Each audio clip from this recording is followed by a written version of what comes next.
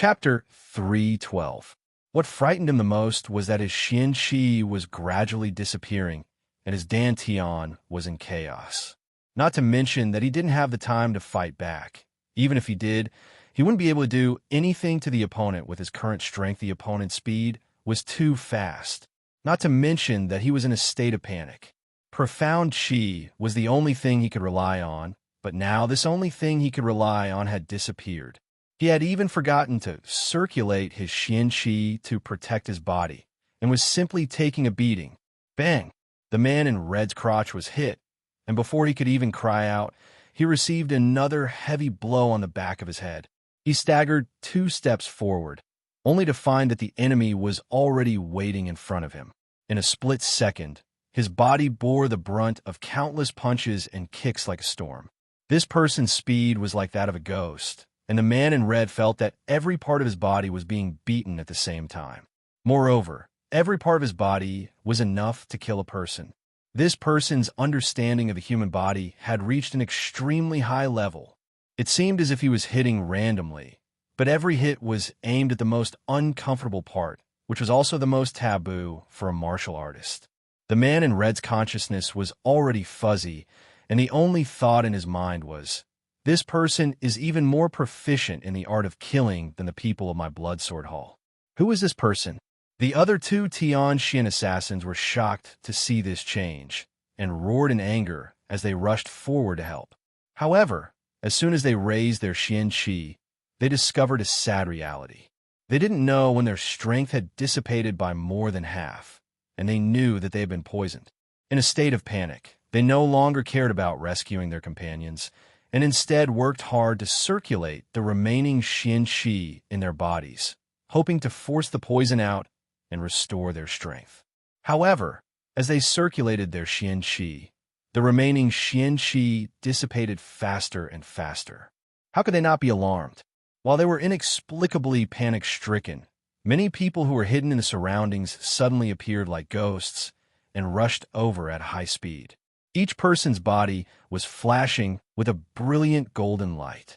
They had no qualms about charging towards the Earth Xian experts, Yuxian experts, and even Tian Xian experts who were much stronger than them. They held their swords in their hands and slashed at them. It was as if they didn't care about the experts at all. They only cared about a herd of cattle and sheep waiting to be slaughtered. In fact, the highest cultivation of this new batch of enemies was only at the peak of the Gold Xian realm. If they hadn't been poisoned, these red-clothed assassins would have thought that these people weren't even comparable to cattle or sheep waiting to be slaughtered. At best, they would have been nothing more than a bunch of ants. One should know that the lowest cultivation among these assassins was Yuxian. But at this moment, the tables had turned. Now, in the face of these black-robed men, the existences that were usually like ants had directly transformed into the King of Hell.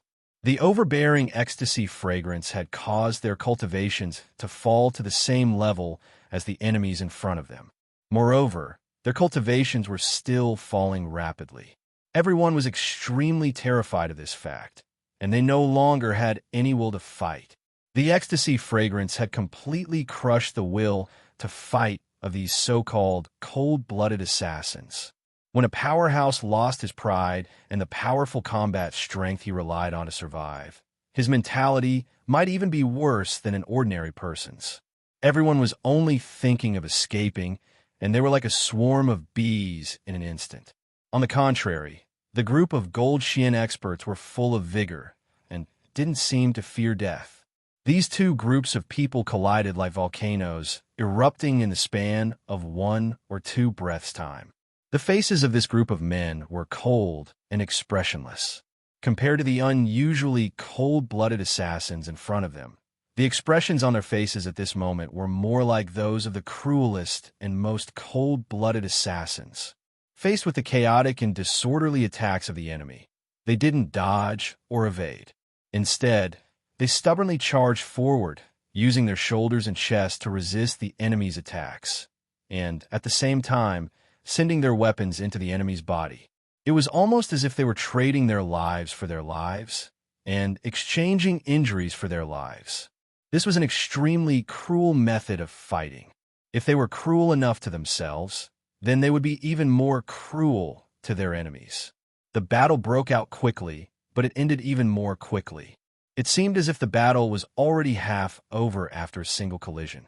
This was because the assassins who were slashed by this group of men would instantly turn black as soon as their skin was cut.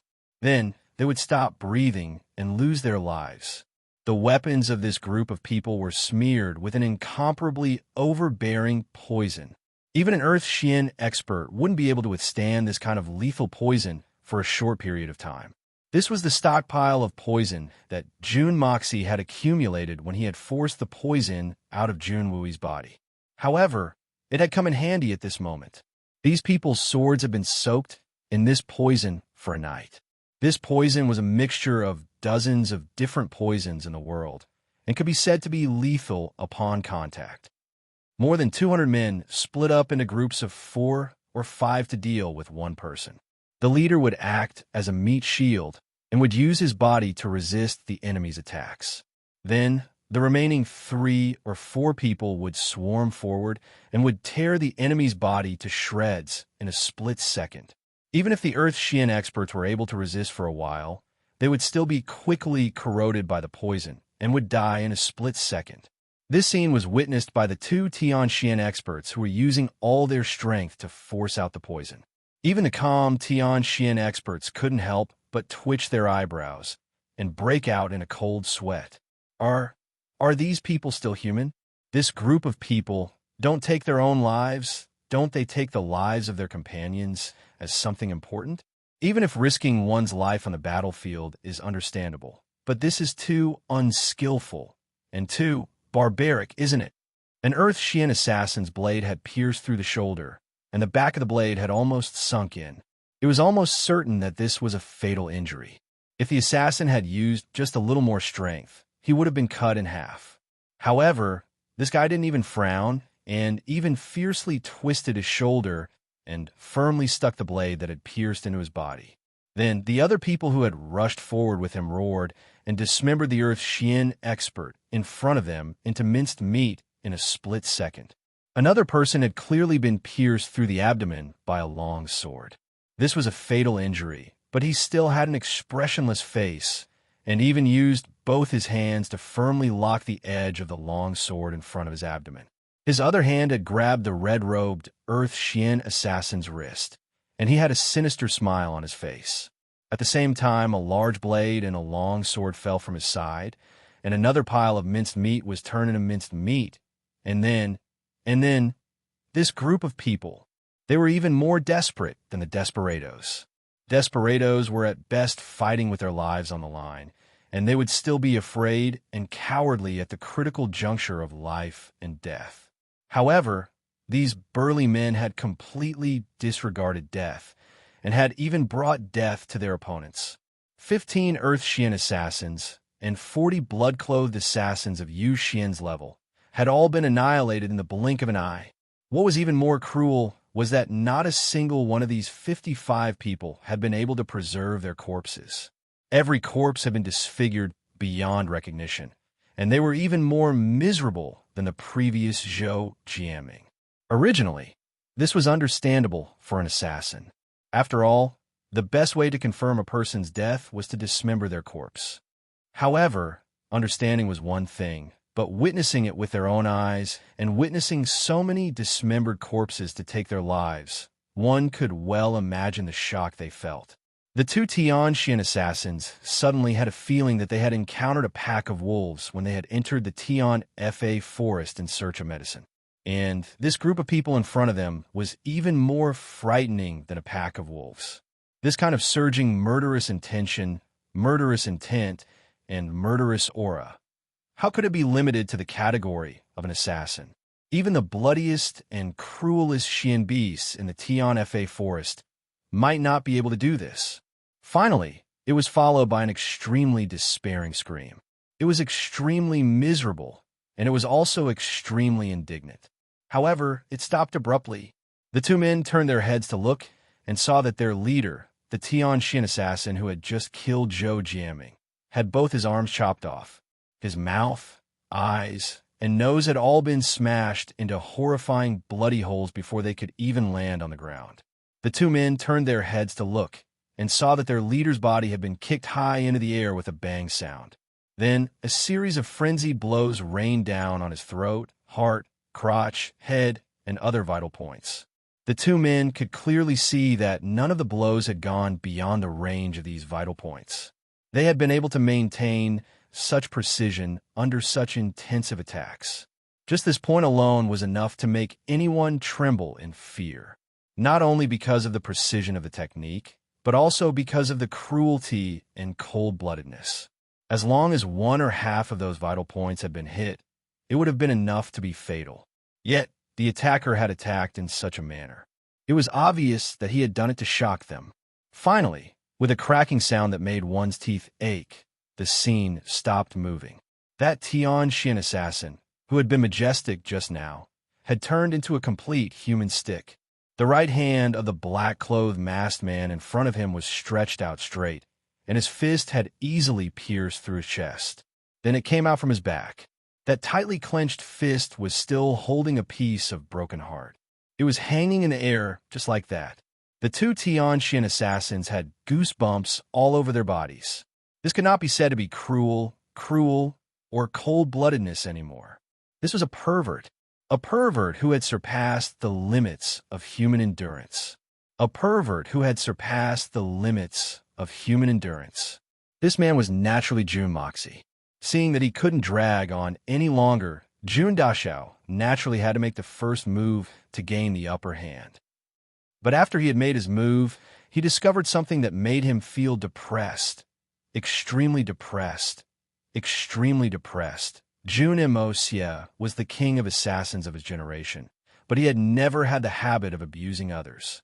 He had always paid attention to killing his opponent in a single blow. He had no choice but to kill his opponent, but he couldn't say it out loud. Even with the effect of the ecstasy fragrance, the enemy's strength had dropped to an unimaginable level. Even if the enemy didn't have the intention to fight, even if he had caught him unprepared from the start, and had been leading the fight with speed, but the strength of a Tianxian expert was too high. The young Master Jun had made rapid progress, and had reached the Jade Xian realm. But there was still a huge disparity between him and the other party. The other party's bones wouldn't have been able to be found under such a concentrated barrage of attacks. However, the guy in front of him had only let out a few painful howls.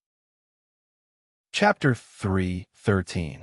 If we were to use the saying of the game in his previous life, Jun Dashao's attack power was really too trashy. The opponent was already in a state of naked state, with a huge negative status, but Jun Dashao just couldn't break through his defense, no matter how frequent and intensive the attack was. And this was under the situation where the opponent couldn't gather his qi. This matter really couldn't be explained clearly. It was really too embarrassing.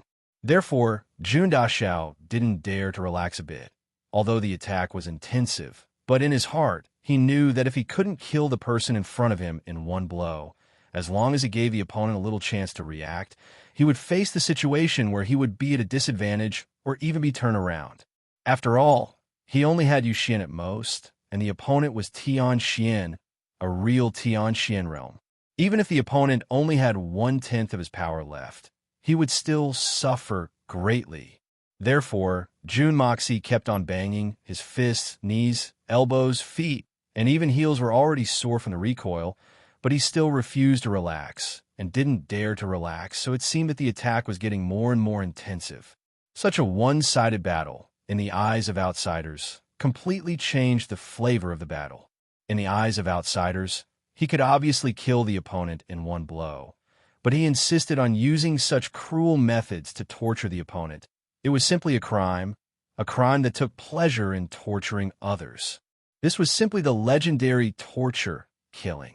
Moreover, in order to shock the audience, Jun Moxie further dispelled the opponent's momentum. The qi that he displayed was sky blue, the color of Tianxian peak level qi.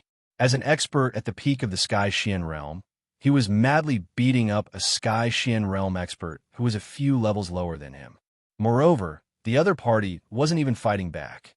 Was there really a need to beat him up so relentlessly? I'll just settle it with one punch. Jun Daxiao's cheeks were streaming with tears. Who wouldn't want to succeed in one strike? No matter how I thought about it. Wasn't it because my strength wasn't enough? Fortunately, this wasn't a game world based on pure data. Even a Sky Xian expert had his limits. Jun Mo Xie continued to throw more than 300 punches at the same spot on his chest. This finally broke through the Xian Qi, protecting his body, and destroyed his tyrannical physique that he was so proud of. Then, the last punch pierced through his heart and severed his life. However, he didn't know that after he punched out his last punch, the image of him resting in exhaustion, in the eyes of others, was extremely pretentious, cruel, and perverted. Since you've already killed him, why are you still holding onto his corpse? Like a dried, salted fish. Do you want to scare me to death, boss? It's so late at night. Nearly 200 people looked at the hitman Jun in awe and remained silent for a moment. It was too shocking. Too shocking. The other two Tian Xian experts looked at Jun Moxie with grief and indignation. They clenched their teeth and asked, "Who are you? Tell me your name if you have the guts. Our Bloodsword Hall will never forget the kindness you bestowed upon us today. We will repay you in a matter of days." Huh? Repay? Don't tell me you still want to leave? Jun Moxie blinked in surprise. Your imagination is too rich, isn't it? When did I say that I'd let you go? Are you sure you're not dreaming? Are you talking in your sleep? Ha ha ha. We've been poisoned by you, and we've lost more than half of our strength. This is an indisputable fact. Today, we've indeed suffered a crushing defeat. But do you think that you and this bunch of trash and stinking bird eggs in front of you can trap us? Yes, you're a top expert of Tian Xian, and your strength is far superior to ours. But even with your ability, you can only stop one of us if we wholeheartedly want to leave. You're dreaming if you think you can stop all of us. So, the one who is really dreaming and talking in your sleep is you. The two blood-clothed Tian Xian experts laughed mournfully, and their cold words resounded. I'm not afraid to tell you the truth. No matter who you are, or whether there's someone behind you, you and your forces are dead. The sweet dreams are gone, but the nightmares will continue to come. Only one of you can stay? What kind of nonsense are you talking about? If I couldn't make you stay, I wouldn't have come tonight. Dreaming? Let's see who's dreaming. Jun Moxie sneered and waved his hand. Kill. 200 people roared at the same time. Even those who were heavily injured ignored their injuries, and once again raised their swords and sabers, and rushed forward like a tide. Ha! The two Tian Xian assassins laughed, and suddenly jumped up, one to the south and the other to the north. Their long bodies flew rapidly. Even if the abnormal leader in front of them had the cultivation of a peak Tian Xian expert, he was only one person. How could he take down two experts of the same level who were heading in opposite directions? Jun Moxie snorted and laughed. He didn't even have the intention to move.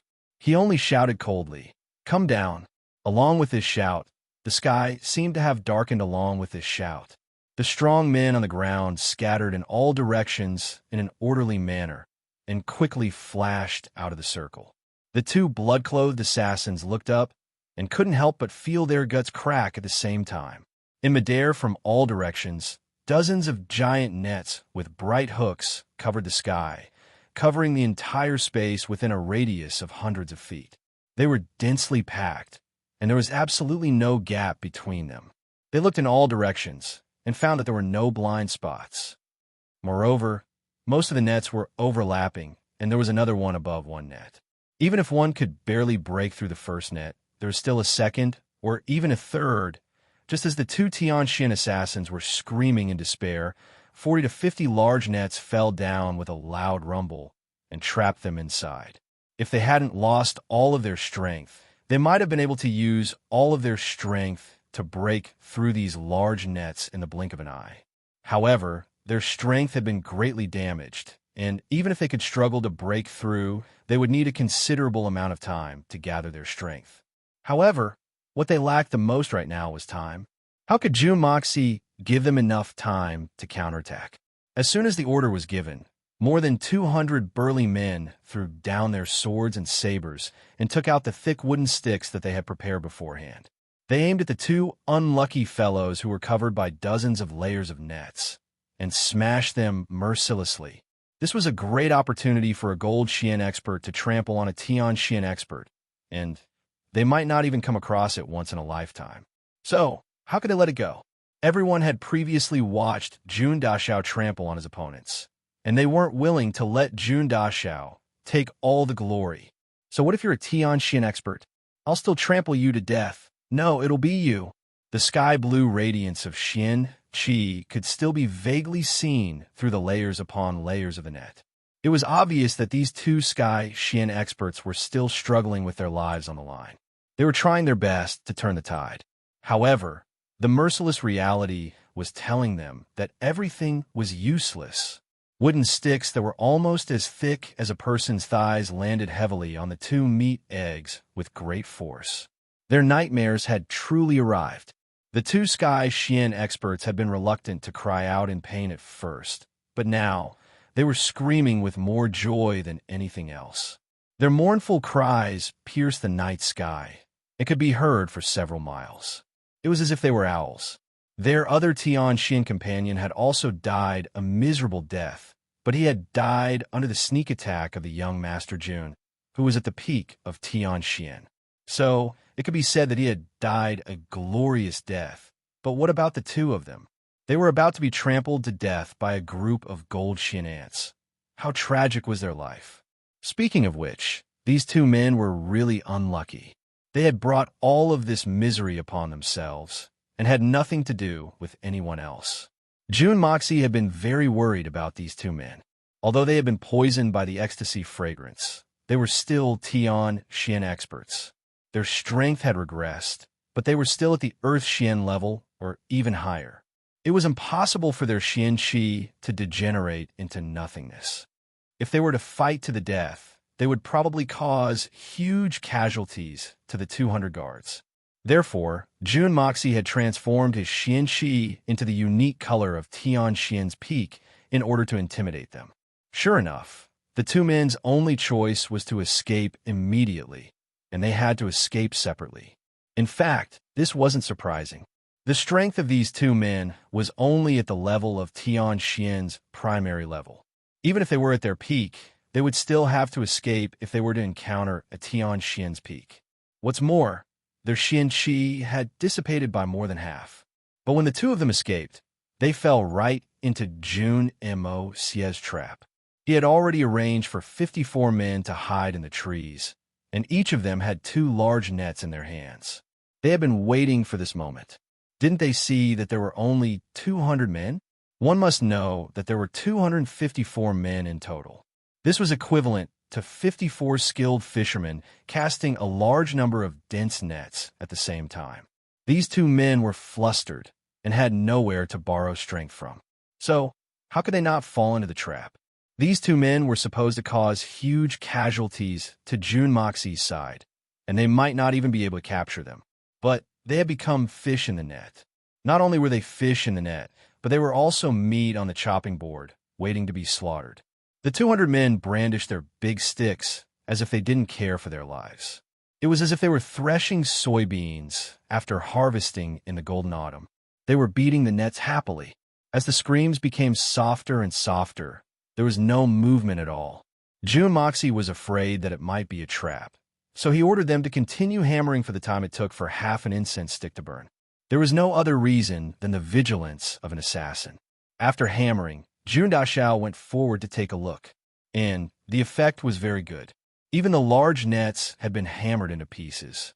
As for the inside, it seemed like it couldn't be considered as a human anymore. It couldn't even be considered as meat. It had turned into minced meat. 100% minced meat.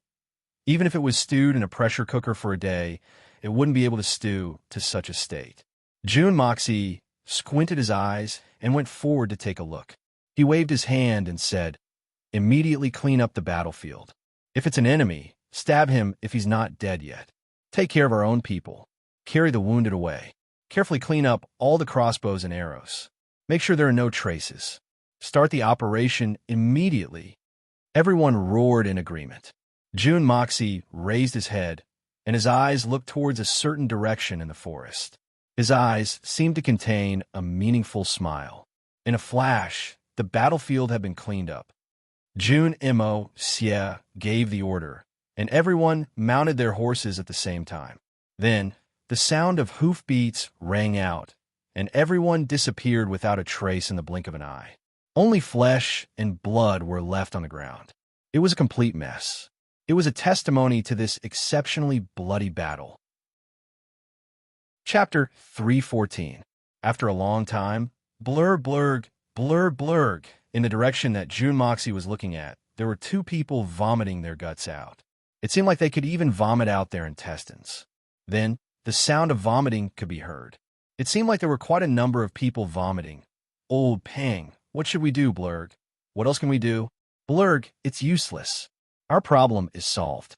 Let's go back, Blurg.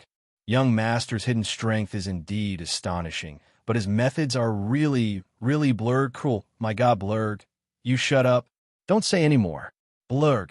A low and deep bird's cry could be heard. Dozens of people appeared from their hiding places. Almost all of them had pale faces, and the corners of their mouths were continuously dripping. It was obvious that any one of them had vomited quite heavily. It seemed that someone had taken the lead to issue an order. These people also quietly left. From the beginning to the end, they did not show themselves. It was as if they had never been there. The deep curtain of night quickly fell, covering all the sins and dispersing all the blood. Silence reigned. In the June residence, it was already past midnight, but Grandpa June's study room was still brightly lit. June Moxie quietly brought his men home. When he saw the light, he suddenly became poetic and sang in his heart. In the quiet night, the stars are shining. In front of Grandpa's window, the light is still on. He painstakingly wrote the teaching materials. His tall figure is reflected in my heart. June Dashao happily returned to his room and went to sleep. The two groups of men went to rest and recuperate. Apart from the 350 crossbows and 7,000 arrows, there was also 20 to 30,000 taels of shining white silver. June Mo Xie had generously divided the money between the 200 men. The injured would receive an extra 50 taels of silver. Everyone was happy. With the help of June Moxie's elixir, the injuries of the injured quickly recovered and were no longer a problem. Of course, only June Dashao could be so generous. Many of the people who were mobilized this time were injured. Among them, many suffered serious internal and external injuries. Some injuries were fatal.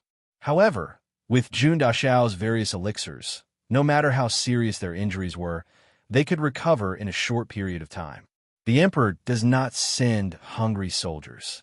Not only did he have the silver to trade with the merchants, June Moxie also gave the order for the hand crossbows to be given to each of his men, so that they could use them to attack the enemy and defend themselves. In any case, they were about to set off for the Southern Heaven region. As long as they reached the Southern Heaven region, they wouldn't have to worry about being discovered. June Dashao had just settled down when Old Pang and his men quietly returned to the mansion. Their faces were pale, and their lips were pale. Their footsteps were unsteady. In the study, "Master, you're finally back. I almost vomited to death." Old Pang gasped for breath. "What's wrong?" The old man was very puzzled. "It's the young master. His method was too cruel." "Ugh," Old Pang said as he felt nauseous again. "Cruel? What happened? Tell me in detail." The old man was even more puzzled. Old Pang was a veteran of the battlefield and had been with him for decades. In fact, he had been on the battlefield longer than Jun Wu Yi.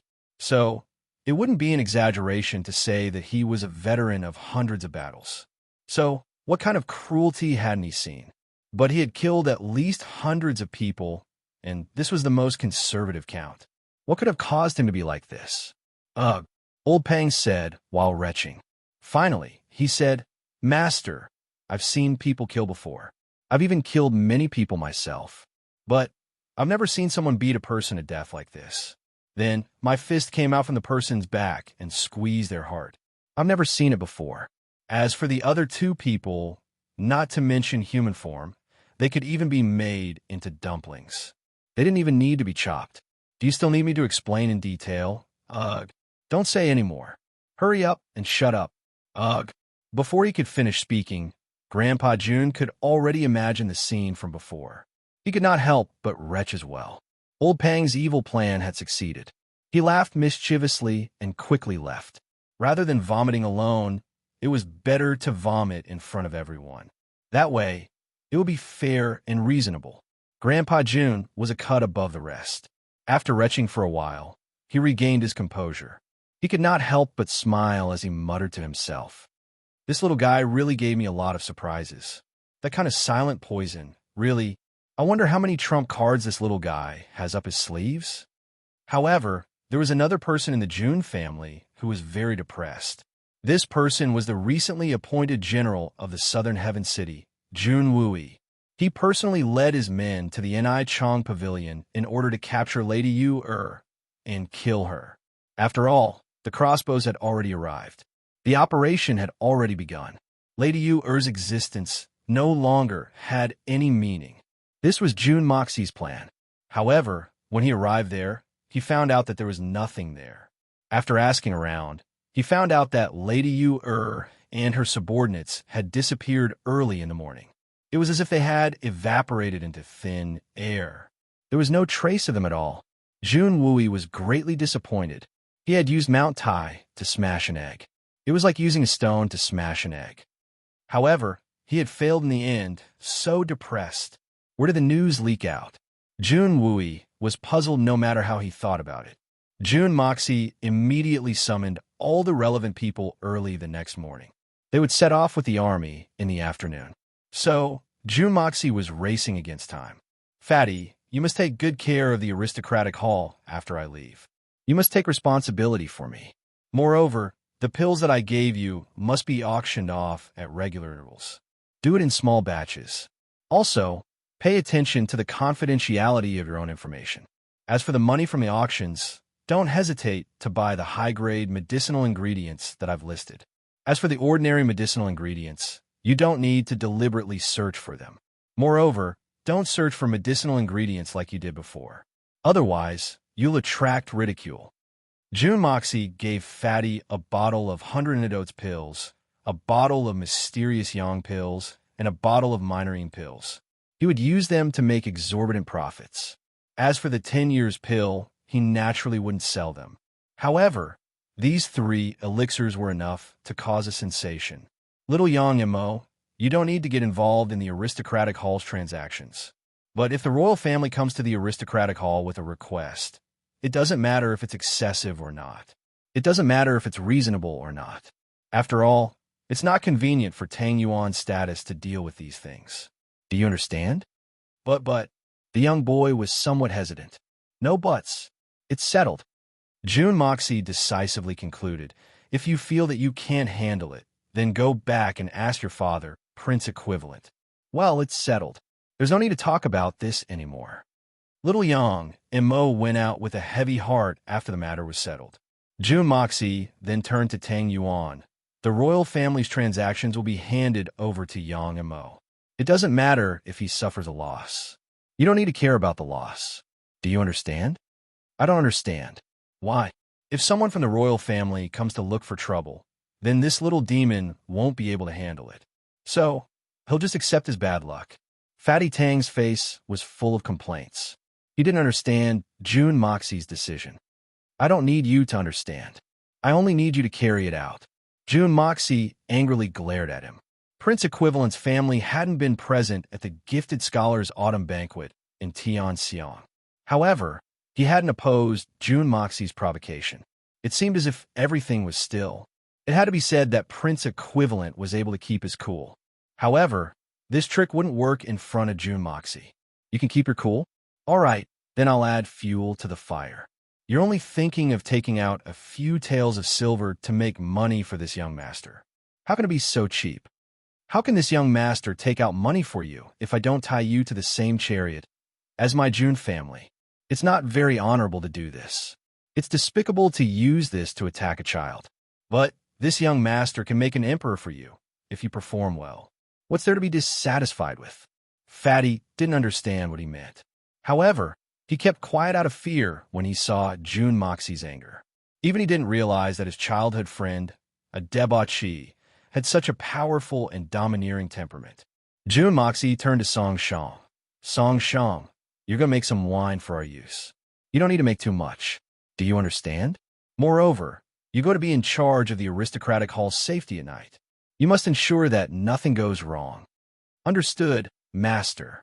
Hai Chan Feng, you must forge the capital's underworld into an iron plate while I'm away. I don't care how much fighting power you have, but how much intelligence you can gather. Do you understand what I mean? For example, the beggars at the city gates, the scattered people on the streets, the bartenders at the restaurants, the pimps at the brothels, the guards at the gates of the aristocratic families, and so on. You must make full use of these people's latent power to dig out valuable information. Remember, intelligence is the most important. You can only consider the issue of fighting power after you've determined the route of the intelligence. Do you understand? A cold light flashed in Jun Moxie's eyes as he enunciated these words word by word. This also contained his main purpose for governing the underworld. Therefore, he needed to make Hai Chun Feng understand. I understand. Rest assured, young master. I, Hai Chan Feng, will certainly make the Tianxiang city's underworld an all-pervasive intelligence network. Hai Chen Feng replied solemnly as he understood Jun Moxie's meaning. Very good. The last and most important matter is the safety of the Jun family. Hai Chen Feng and Song Shang will be in charge of this. I will only say one thing, anything. There were no accidents. I won't allow it. I'm talking about any situation. Understand? Rest assured, young master, if anyone wants to deal with the Jun family, they'll have to do it over our dead bodies. Hai Chen Feng and Song Shang replied in unison. If that's the case, then I can rest assured. Jun Moxie nodded slightly and took out a porcelain bottle. There are 3 pills in this bottle. Take them together, and it will increase your pure qi cultivation by 10 years. Tang Yuan, you can ask Hai Chun Feng to help you. Also, this matter is classified as top secret. No one is allowed to leak it. The 3 of them agreed in unison with a fanatical look in their eyes. To be able to increase 10 years of Xian Qi cultivation in one go was an exceptionally miraculous matter. Even Fatty Tang, who didn't pay much attention to his martial prowess, was excited by this, not to mention Hai Chan Feng and Song Shang, the 2 Tianxian experts. You can all disperse for the time being. Go about your own business. You don't need to come and see me off in the afternoon. Jun Mo. Xie waved his hand, and a strange look appeared in his eyes. If this trip goes smoothly, when we return, it will be... He smiled meaningfully, but his eyes revealed a cold glint that was as sharp as a knife's edge. Everyone present couldn't help but tremble as they saw this. What was this young master planning in his heart? Why does this look so frightening? As the sun began to tilt to the west, the general's gathering drum in the middle of the drill ground began to rumble and shake the earth. Most military strategists would choose to go to war in the morning or at sunrise to take advantage of the auspicious meaning of the rising sun. However, this time, they chose to go to war in the afternoon, which was somewhat unusual. At the very least, the mood was not that good. The sun was about to set in the west, so how could it be good? But this was the decision of the Emperor of Tianxiang, so no one dared to question it. The autumn wind was biting cold, and the dead leaves were blown away at low altitude. Hundreds of flags in the drill ground were as red as blood, fluttering in the wind like waves in a sea of blood. Jun Wui was dressed in military attire and sat in a wheelchair as he slowly stepped onto the stage. Although he was sitting in a wheelchair, his sharp eyes and chiseled face still gave everyone a feeling that he could dominate the world. The blood general who had been silent for 10 years. Finally, he had returned to the army today. 10 years of hardship and 10 years of being disabled hadn't worn away this blood general's unyielding character. The moment he appeared on the platform, all the generals who had worked with him before were excited to find that the Jun Wui in front of them was still the blood general from 10 years ago. He was still like a treasured sword that could cut the heavens, radiating light in all directions. He was still as arrogant as ever and could shake the world. In this seemingly broken body, there was still an earth-shattering, piercingly cold, heroic spirit, and a fearless, deep fighting spirit. Once again, he would command thousands of troops. Once again, he would gallop on the battlefield and display the heroic spirit of the June family's men. Suddenly, during the silence at the foot of the platform, a person shouted loudly, "Blood robes." Everyone shouted at the same time, "God of War! Blood clothes! God of War!" The tsunami-like cheers continued for a long time. Jun Wui's back was exceptionally straight, and he expressionlessly looked at the neat troops below the platform. Wherever his eyes fell, there would be even more enthusiastic cheers. After a round of inspection, Jun Wui slowly raised his hands and then dropped them down. The cheers around him suddenly came to an abrupt end, as if they had been cut by a knife. On the rough faces, pairs of fervent eyes looked at the idol in their hearts. In the arena of tens of millions of people, apart from the neighing of the war horses and the flapping of the flags in the wind, there was no other sound. "Brothers, my fellow comrades." Jun Wui slowly opened his mouth. His clear voice was issued with vigorous xianqi, and everyone in the field could hear it clearly. After 10 years, I, Jun Wui, am finally standing here again. Jun Wui's eyes slowly swept across the field, and he was solemn and solemn. "I will once again fight side by side with my fellow brothers. I will once again stain my conqueror's robe with blood. Even though this time, we are facing mystical beasts that are far more ferocious and more terrifying than the enemy. But after thousands of battles, we all came back alive.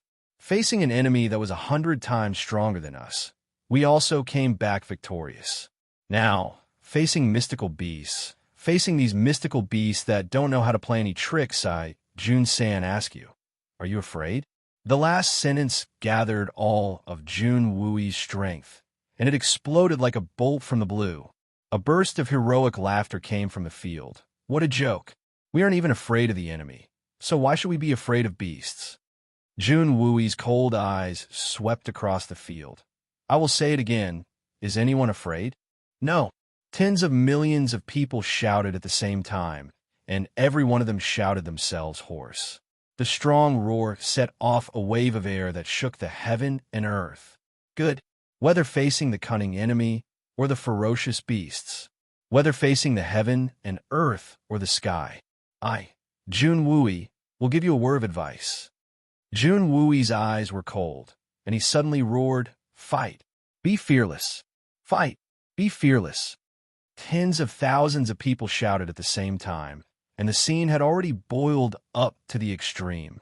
Jun Wui's words had also aroused the blood of the soldiers to the extreme. Dugawudi and the other generals of the kingdom were standing to the side, and their eyes revealed a fanatical look of envy and jealousy. Only the Jun family had been able to create such an exciting scene since the founding of the Tianxiang Empire until now. The Jun family had been silent for 10 years, but such a situation had reappeared, and it was even more than it had been in the past. The men of the Jun family were fully deserving of the title of God of War, the iron-blooded fighting spirit. For a moment, all the generals in the military field had the same feeling in their hearts. To be able to obtain such an achievement, what regrets would there be in this life? Let the thousands of soldiers and horses boil with us. Life and death don't matter.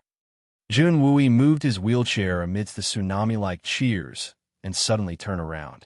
He cupped his fists. "Your Majesty, this official, Jun Wui, is asking for my resignation." "Approved." His Majesty's face turned red as he loudly gave his approval. "Play the music. Send the Empire's heroes into battle."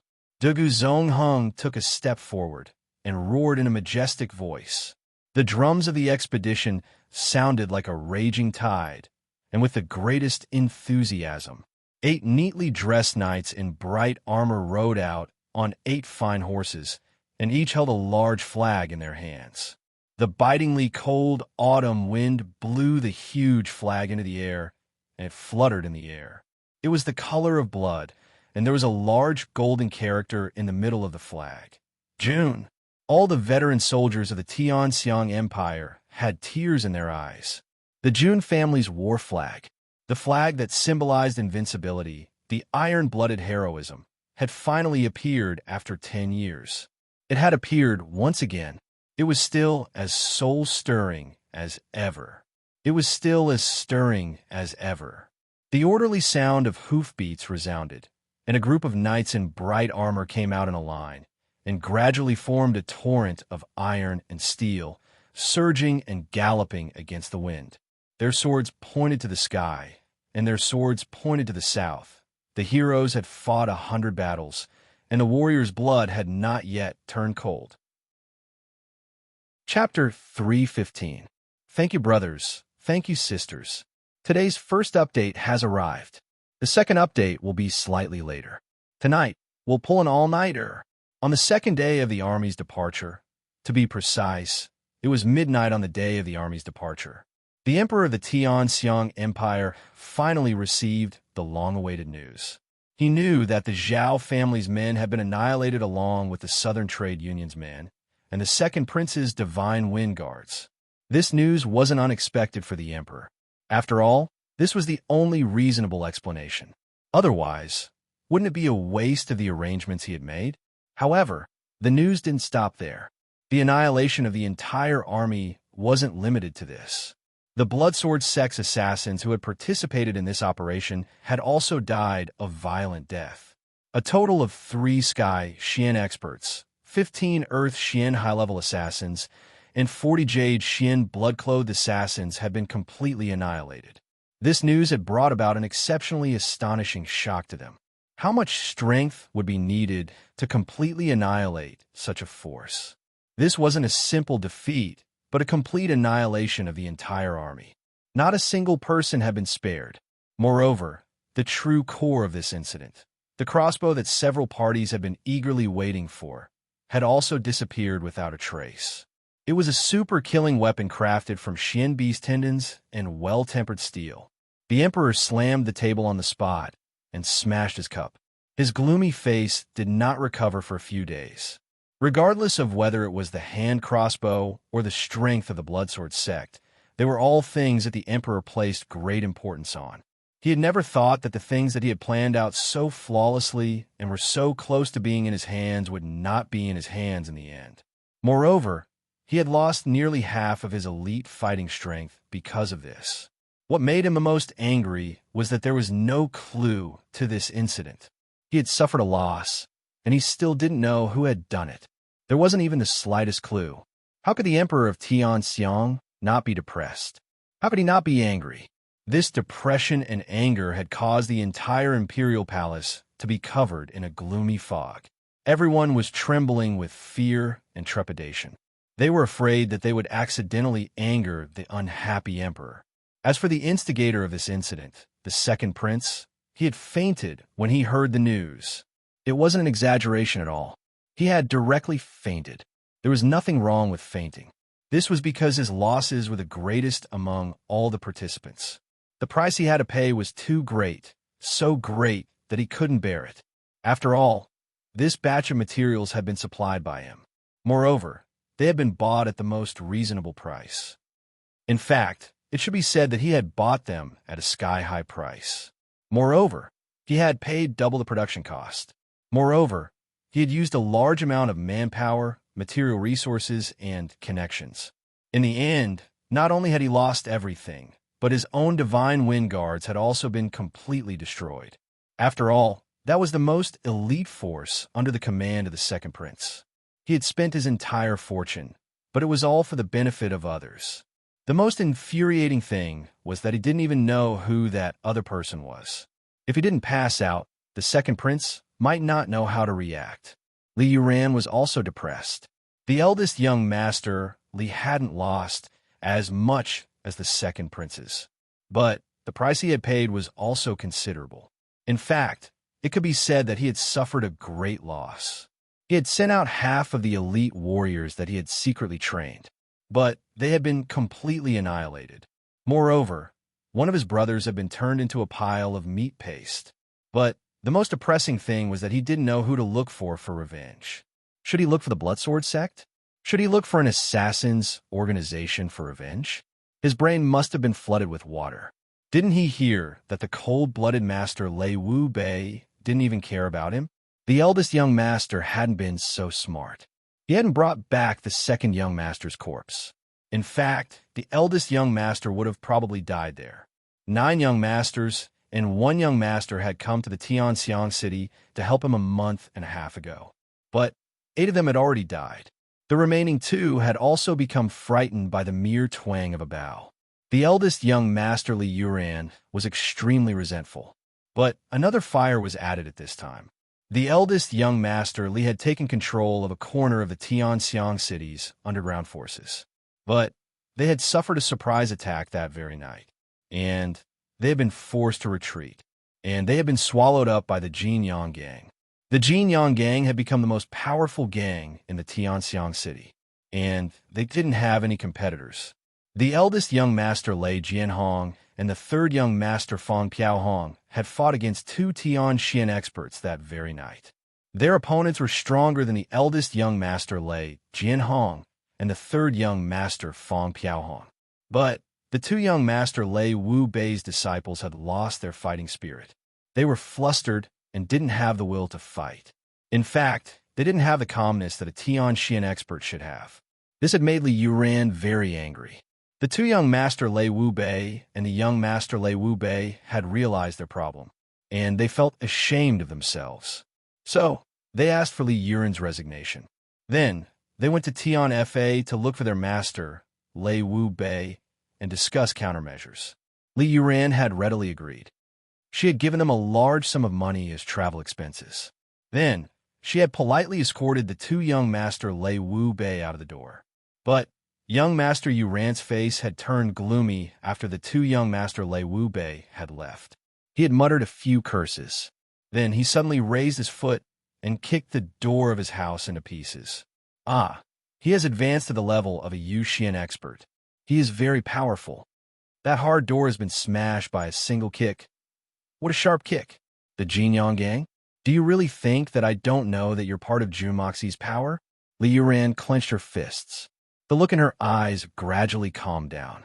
Then, she slowly loosened her fists. She then smiled gently. Junmoxi isn't in the capital now. So, do you think that I can't deal with you? I have a way to deal with you. So, I can achieve my goal even if it's difficult to deal with you head-on. Junmoxi and Jun Dashao's blood was boiling as they participated in the oath-taking ceremony. This was the first time that he had experienced the hot-bloodedness and heroism of a man in the army. However, Jun Dashao couldn't stand it after walking for half a day. There were too many rules in the army. He couldn't do this, and he couldn't do that. Junmoxi later discovered that his third uncle didn't even know how to walk, and he didn't even know how to speak. Jun Wui had been away from the army for more than 10 years. Now that he was in control of the army, his temperament was much better than before. He did everything swiftly and decisively. His face was cold, as if he didn't like anyone, especially towards his nephew, Junmoxi, and his group of fops. He was even more picky. No matter where they were not pleasing to his eyes. He scolded every single person he met, and scolded every pair he met. He made Junmoxi, Murong Qianjun, Meng Haizhou, Meng Fei, Li Zhen, Li Feng, and the other young masters of Jun Dashao's families complain incessantly. Junmoxi certainly knew that the third uncle needed to establish his authority in the army. He needed to establish his authority first. First, he needed to establish an image of strict discipline. Then, he would be able to follow orders and prohibitions. If military discipline was lax from the start, how could they fight a war? They would just be sent to their deaths. Since he needed to establish his authority, he needed a few unlucky scapegoats. Only by killing one to warn 100, killing the chicken to warn the monkey, and making an example out of others, could military discipline be enforced. However, Junmoxi never expected that he would be the first unlucky one. This matter was very melodramatic. Jun Dashao, who had been on horseback for half the afternoon, had an urgent need to pee. He looked left and right. At this time, they had already left the city. On the left was a forest, and on the right was a field. Not far away, there were a few small villages. The army was advancing. How should he solve this? Of course, this was not a problem for Jun Dashao. He got off the horse and ran to a big tree by the side of the road. He untied his pants and peed to his heart's content. In front of him was a forest with tens of thousands of trees. Behind him, there were thousands of soldiers and horses advancing. Even the person at the edge of the advancing army behind him could reach out and grab a bird's egg. Therefore, this pee of Jun Dashao was very high-spirited. It felt really good. After the eruption, he quickly shook his pants. Just as he was about to pull up his pants, two hands suddenly landed on his shoulders.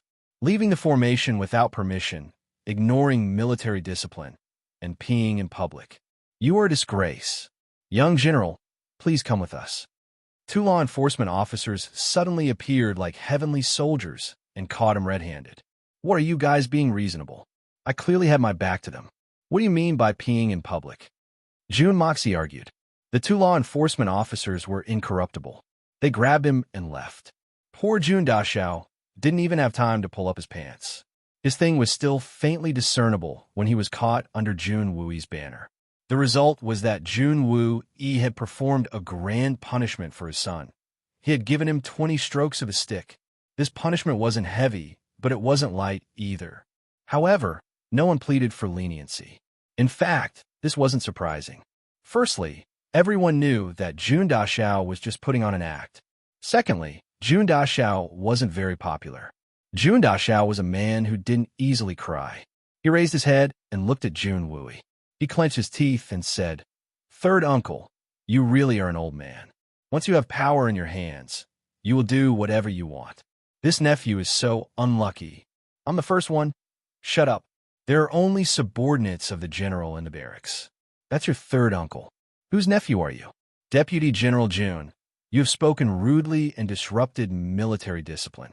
You will be punished with 10 strokes of the stick." Jun Wui's face was very serious. Jun Dashao was very sensible. He didn't dare to utter a word. He understood that if he were to speak up again, he would definitely be punished with more strokes of the stick. After 30 strokes of the stick, everyone kept quiet out of fear.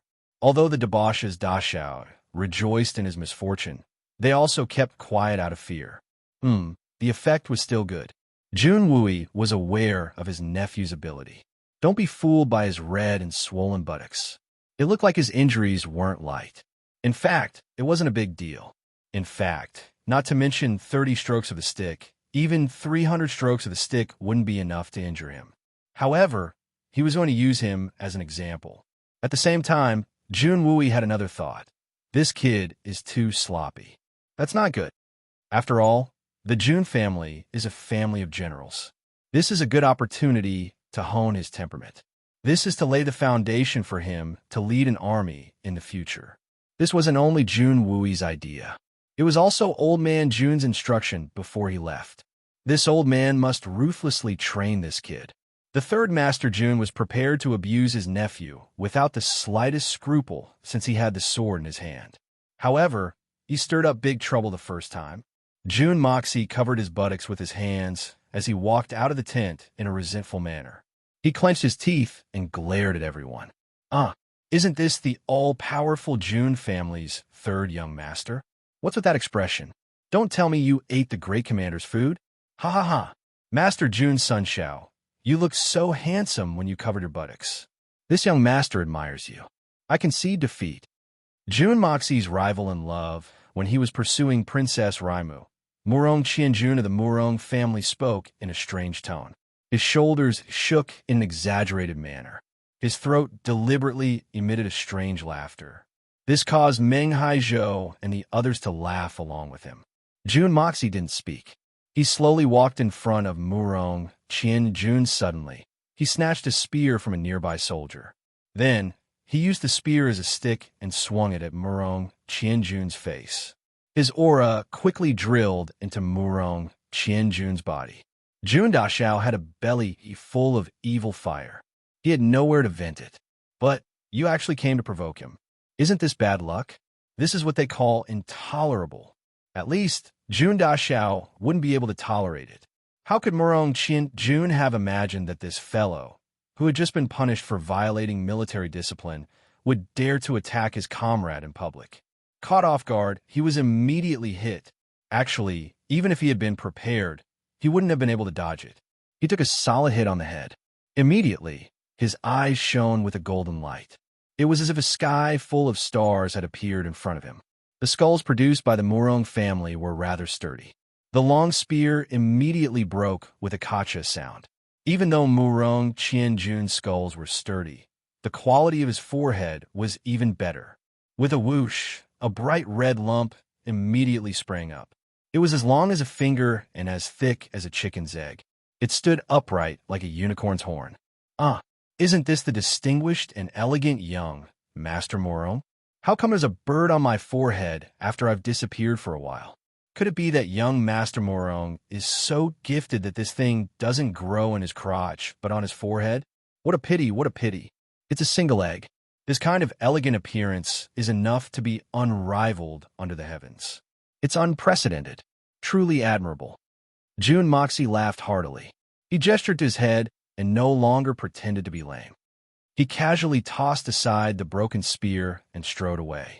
The spiritual energy he had released just now was just enough to ensure that Murong Qianjun's skin would not rupture after taking the hit.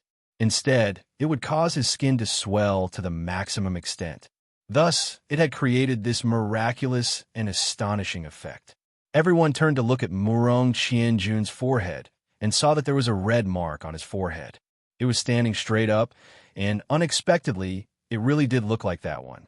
What was even rarer was that other than the fact that the length of the mark was slightly lacking, even the thickness of the mark had reached a certain standard. It was extremely lifelike and lifelike. Chapter 316. Today's second update has arrived. Brothers who have time can wait for an hour or so. Tomorrow's first update will be posted. Those who don't have time can read it tomorrow. Cough cough, a cliché, begging for monthly votes. Ha ha ha. Everyone couldn't help but burst into laughter when they saw the comical scene before them. Even the debauches who had come with Murong Qianjun to ridicule Jun Moxie were laughing so hard that tears and snot flowed down their cheeks. They hugged their stomachs and twitched. The entire room was filled with men. In this day and age, most of them got married very early. So, everyone knew what that meant. Moreover, in the military life, this kind of dirty talk was very common. But young Master Jun's action was really unexpected and amusing. Even the old generals at the side couldn't help but open their mouths wide and laugh wildly. After laughing a few times, they felt that it was inappropriate and hurriedly held back, but they couldn't help it. In the end, they laughed unscrupulously with their bellies. The only one who was confused was Murong Qianjun. Murong Qianjun only felt an unbearable pain in his head. He didn't know that his head had been transformed. He couldn't help but angrily say, "Is it very funny? Beating up your fellow soldiers in the military camp is a heinous crime. This young master, this general will report this matter to the marshal and punish him severely. Hey, what are you laughing at? What's so funny?" The Nahr horn on his head glowed bright red under the sunlight. It seemed to be growing in size. With his anger, the blood in his body surged, making him look even more ferocious. Even his handsome face had changed. He spoke with a serious face, but it created an even more comical effect. This time, the people who were about to restrain themselves no longer cared about their faces. They laughed loudly, and some even rolled on the ground while hugging their stomachs. "Oh, I'm dying of laughter. I can't take it anymore. Please spare me. Ha." Grand Marshal Jun Wui and the other generals had arrived after hearing the news. So, they became furious when they saw Murong Qianjun's strange appearance. So, they wanted to laugh, but they realized that they shouldn't laugh. So, they hastily held it in, but they had held it in too quickly, and their laughter had been too great. So, each and every one of them choked. Even the solemn Grand Marshal Jun wasn't an exception. Jun Dashao wasn't spared. He was punished once again. Jun Mo Xia was so angry that he almost wanted to imprison this guy. This was too much of a troublemaker. Too much of a troublemaker, right? She was simply the legendary troublemaker. Moreover, the energy of the troublemaking sprite had clearly not been used up yet because the whole thing was not over yet. That night, the two groups of people who had just set up camp had another conflict. The Morong family wanted to avenge their young master and had a conflict with June Moxie's 250 guards. June Moxie was helpless about this number. Even one more person would have been fine. But after the Heaven Destroyer and Spirit Devourer teams rested, there were only 4 people who couldn't follow the team due to their heavy injuries. The others weren't seriously injured, so they naturally followed. So, Jun Dashao brought his 250 people to join the army. Whenever he had free time, Jun Moxie would feel gloomy. 250 people was fine. But 250 people, including himself, was exactly 250 plus 1. Damn it, why was this young master so stupid? I could just grab one person and break their leg before coming out. But that's not right. If I only break one person's leg, then wouldn't it be 250 plus myself? It looks like I'll have to break at least 2 people's legs. That's not right. Wouldn't that be 250 to 1? What a dilemma. The final result of the battle between the two sides was very shocking. These mere 200 people were actually ferocious to the extreme. They directly beat the 500 Morong family soldiers into a sorry state, causing them to complain incessantly. It was hard to describe how crippled they were, because there were actually more than 10 people who had signs of being crippled. This caused public anger. The aristocratic families all criticized him, but Jun Moxie didn't budge an inch. It looked like another bloody conflict was about to occur. Jun Wu-yi finally realized that his and grandfather Jun Mo-sie's previous plan was nothing more than a fantasy and conjecture. Jun Mo-sie's existence in the army was a complete black sheep and a malignant tumor. It was best to get rid of him as soon as possible. If he stayed for too long, it would be hard to avoid letting this rat poop spoil a pot of good porridge. He had only come out in the afternoon. The day hadn't passed, the night hadn't arrived, and the sky hadn't darkened yet. This guy had actually been punished 3 times. He had even offended everyone that he could and couldn't offend. If he had really been punished according to military law, his head would have been chopped off at least twice. Take your idiot and get lost, Jun Wu-yi said. In view of your performance, you are now given an important task to atone for your crimes with meritorious service. Jun Moxie will be the vanguard. He will open a path in the mountains and build a bridge in the rivers.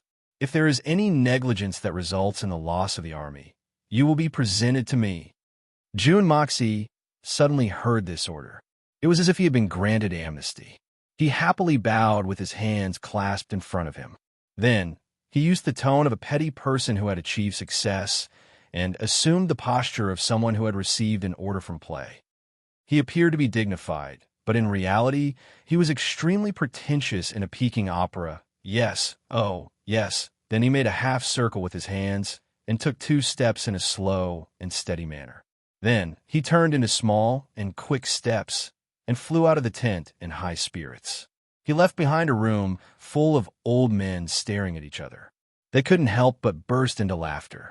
This kid is the only 3rd-generation descendant of the Jun family, the direct descendant of the god of war's family. Marshal Jun Wu-yi was at a loss. He could only think of 4 words in his mind. Family's misfortune. Jun Dashao didn't care about his 3rd uncle's gloominess. I've finally gotten rid of this shitty military life. I've been beaten up 3 times in less than half a day. And I can't even fight back. I'll have to walk for at least a month to reach the southern heaven city if this continues. I won't die at that time, and I won't lose face. But I'll definitely reach the pinnacle of the legendary Iron Buttocks. I'll be the vanguard. Hee hee hee. That means that from now on, I'll have the final say. I'm not proficient in opening a path in the mountains and building a bridge in the rivers. But I'll sweep away all the bandits and robbers along the way. I won't leave a single one alive. What a good training opportunity. Jun Moxie was afraid that Marshal Jun Wu-yi would suddenly change his orders. So, he issued an order on the same night, and the 250 men quickly broke camp. They were like a sharp arrow that pierced into the boundless night. And, just as Marshal Jun wished, the 250 plus 1 men disappeared without a trace. 2 days later, Jun Wooey realized that his decision to send Jun Moxie as the vanguard was a brilliant one. It was a stroke of genius. Or perhaps it was the legendary discerning eye for talent. Making the best use of people's talents. Using people to their fullest potential. There was no need to mention the smoothness of the journey. It was as if the army was on a sightseeing tour. They followed the path that Jun Moxie's vanguard had taken. There were no surprises or dangers along the way. Moreover, the officials along the way welcomed them from afar. It was as if they were afraid that their hospitality would be inadequate. As for the military supplies, they were given as gifts. There wasn't the slightest bit of embezzlement.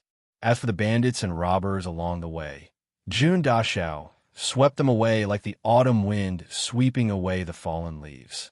He swept them away even more than 200 li away from the official road. This journey of the vanguard was a journey of exterminating bandits. The road was filled with blood. It was a road of blood. This was Jun Dashao's journey of tempering himself for the Heaven Destroyer and soul purification art. Not to mention Jun Moxie, even Jun Wooey could imagine the scene of 250 men killing their way to the southern Heaven City. What kind of fierce, murderous aura would be nurtured?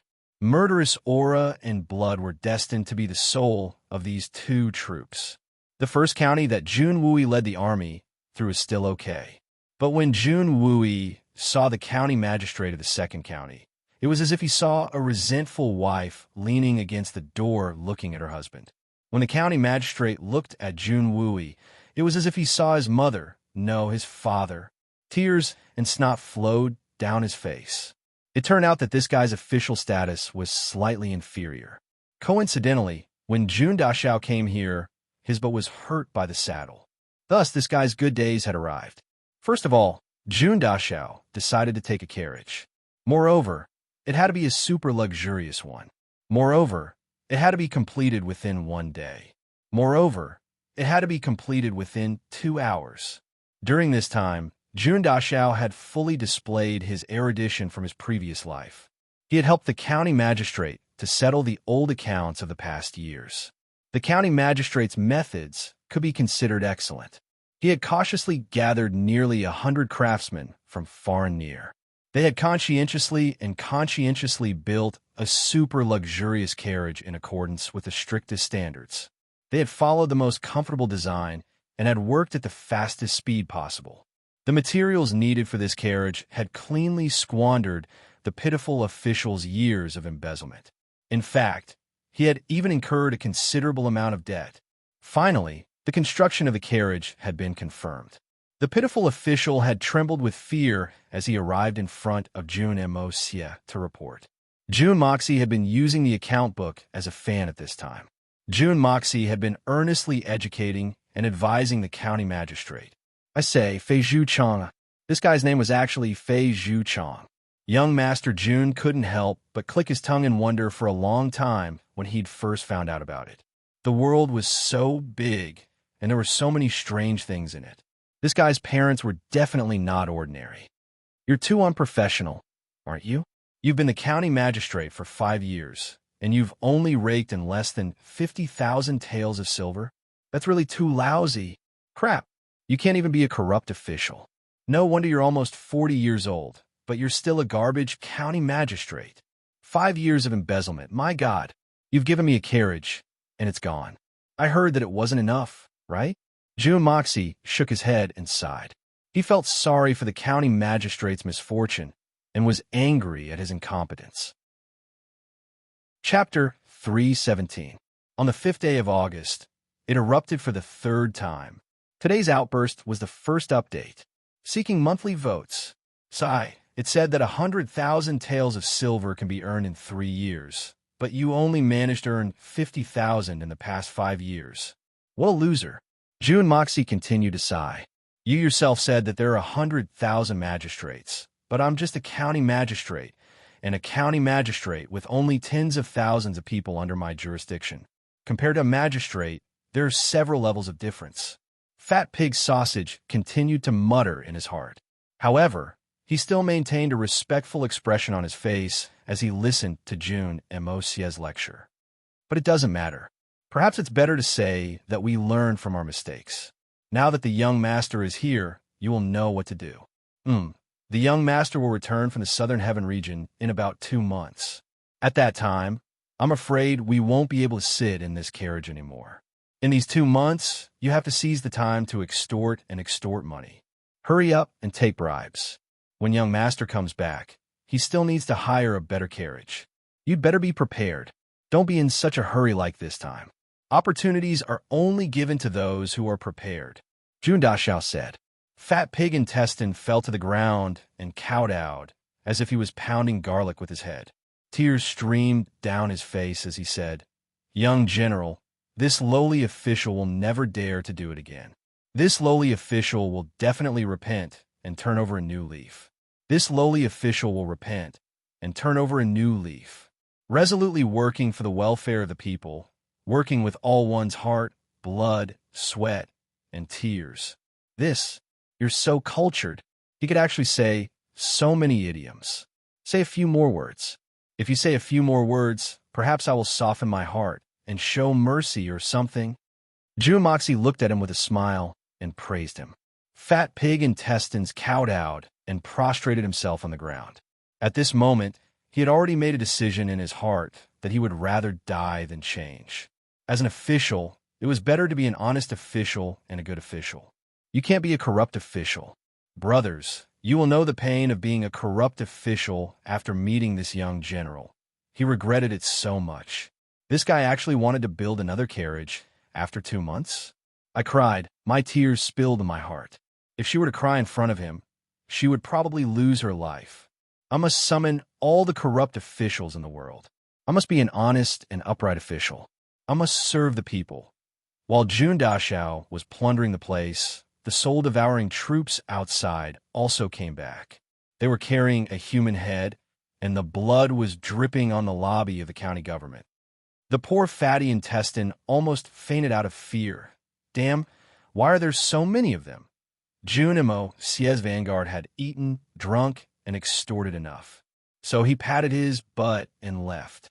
Fat Pig Sausage raised his head and looked forward to Jun Wui's army. After all, Jun Moxie had said, if there's even the slightest mistake in the army supplies, I'll immediately come back to make a carriage. As for the quality of the military supplies, it was up to Sir Jun Wui to decide. You should weigh the pros and cons. Therefore, Fat Pig Sausage's enthusiasm made Jun Wui's hair stand on end. What kind of person is this? As for Jun Mo Xia, the great vanguard, he continued to lead his 250 plus 1 Heaven Destroyer and Spirit Devourer army towards the south in high spirits. He didn't seem to have opened a path in the mountains or built a bridge in the rivers, but the entire way was filled with blood and carnage. Naturally, the strength of the Heaven Destroyer and Spirit Devourer troops improved by leaps and bounds under his deliberate bloody training. Each of their temperaments became more and more murderous. Each of them was like a ferocious ghost from hell. Their sharp eyes and cruel aura clearly showed that they were a terrifying existence on the battlefield like a meat grinder. Of course, such an army could move at a very fast pace. Every day, there was only one team to complete the task of exterminating the bandits. They rotated like this. Moreover, the two teams also had to compete against each other. They were competing to see if there were any fish that slipped through the net. The punishment for the losing team was not very severe. In fact, it was very light. They only had to wash the other team's underwear for a day. This kind of competition directly caused the two teams to be like two strong men who had taken a double dose of aphrodisiac, seeing an old pig with double eyelids the moment they saw the bandits. They charged forward like wolves and tigers, chopping melons and vegetables. Punishment was not a problem. Face was more important. It was only the afternoon of the 4th day. Jun Moxie's troops had already opened up a distance of 400 kilometers between them and the main force. Jun Moxie sat leisurely in a carriage pulled by 6 large horses. This carriage was very spacious. It was 2 meters wide and 3.5 meters long. Not only was there a small bed, there was even a tea table and a bench. It was enough for Jun Moxie to hold a meeting in the carriage whenever he felt like it. However, June Moxie had only done this once, and it didn't last more than a quarter an hour. Not for anything else, but this group of men who had been running for a whole day, even though they were wearing shoes, the smell on their feet was enough to make people tumble, especially in such a sealed carriage. The smell was like a real salted fish that had just been fried. Just like that, June Dashao had to let it sit for a whole day before the smell was gone. Reporting to young master, in front, there is someone blocking the road. The one who spoke was the leader of the spirit devourer, Wang Dong. At this moment, this soul devourer leader, whose methods were rather brutal and could be said to have killed people like chickens, was actually stuttering. Blocking the road? F***CK.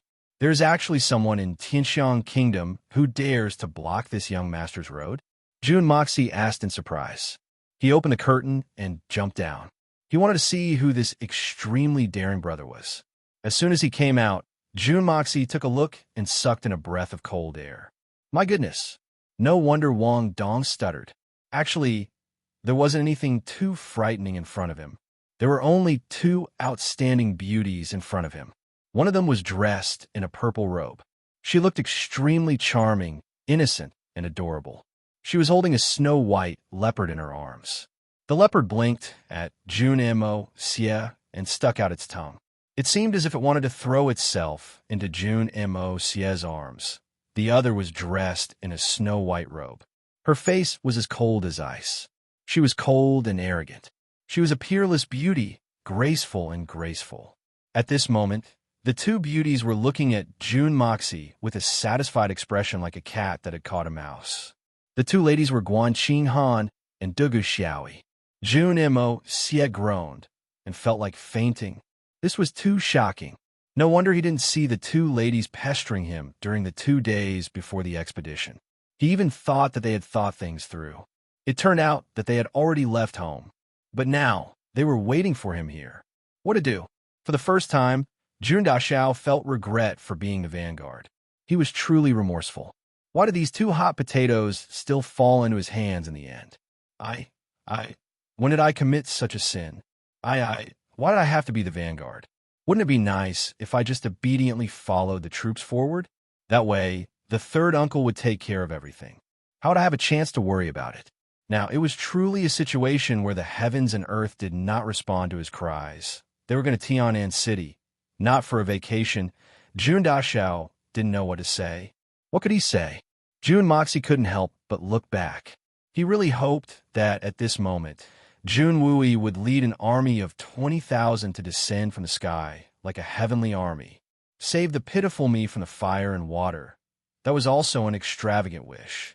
The distance between them was at least 400 miles. He wouldn't be able to make it in time. Don't look anymore.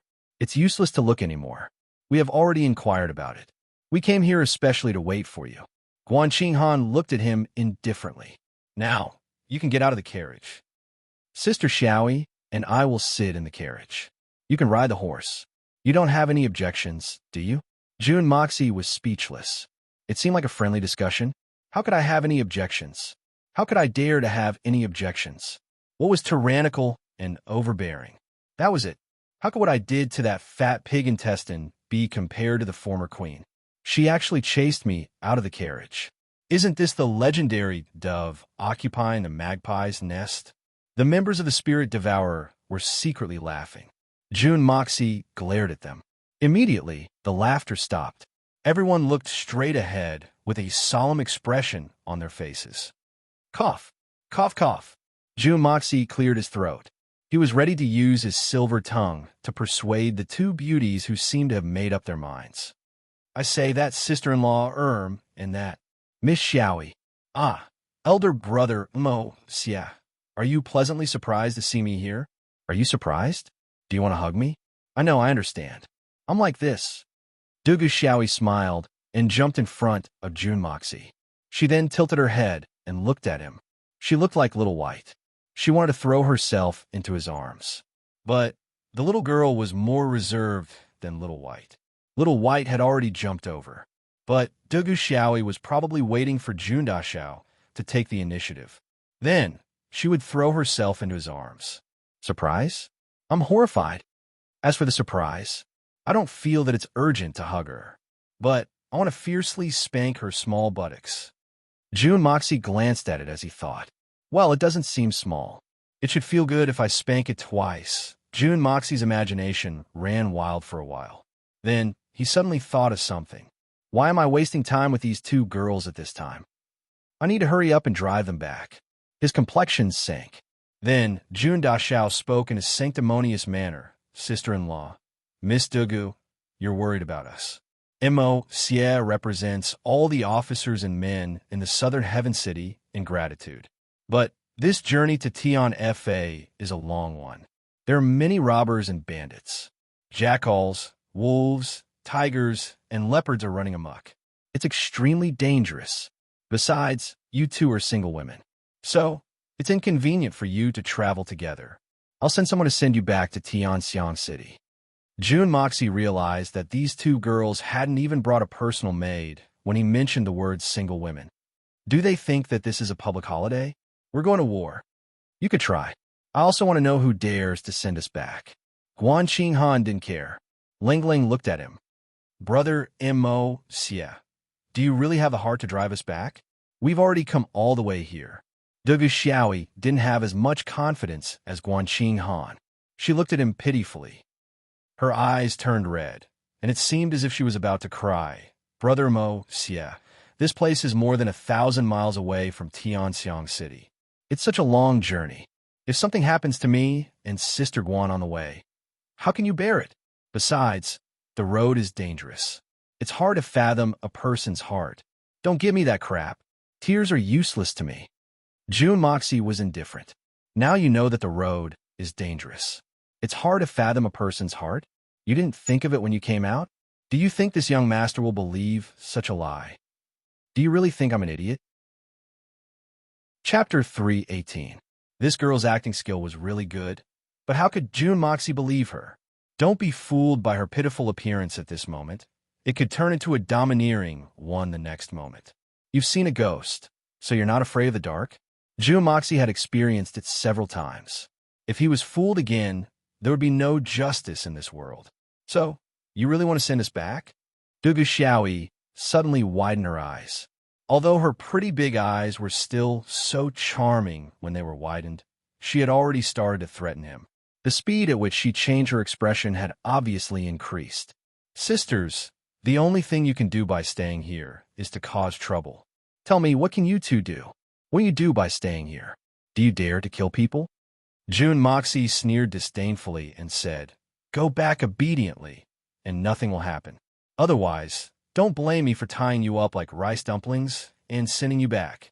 Don't think that I can't do that. You two will be the ones who will lose face. You dare.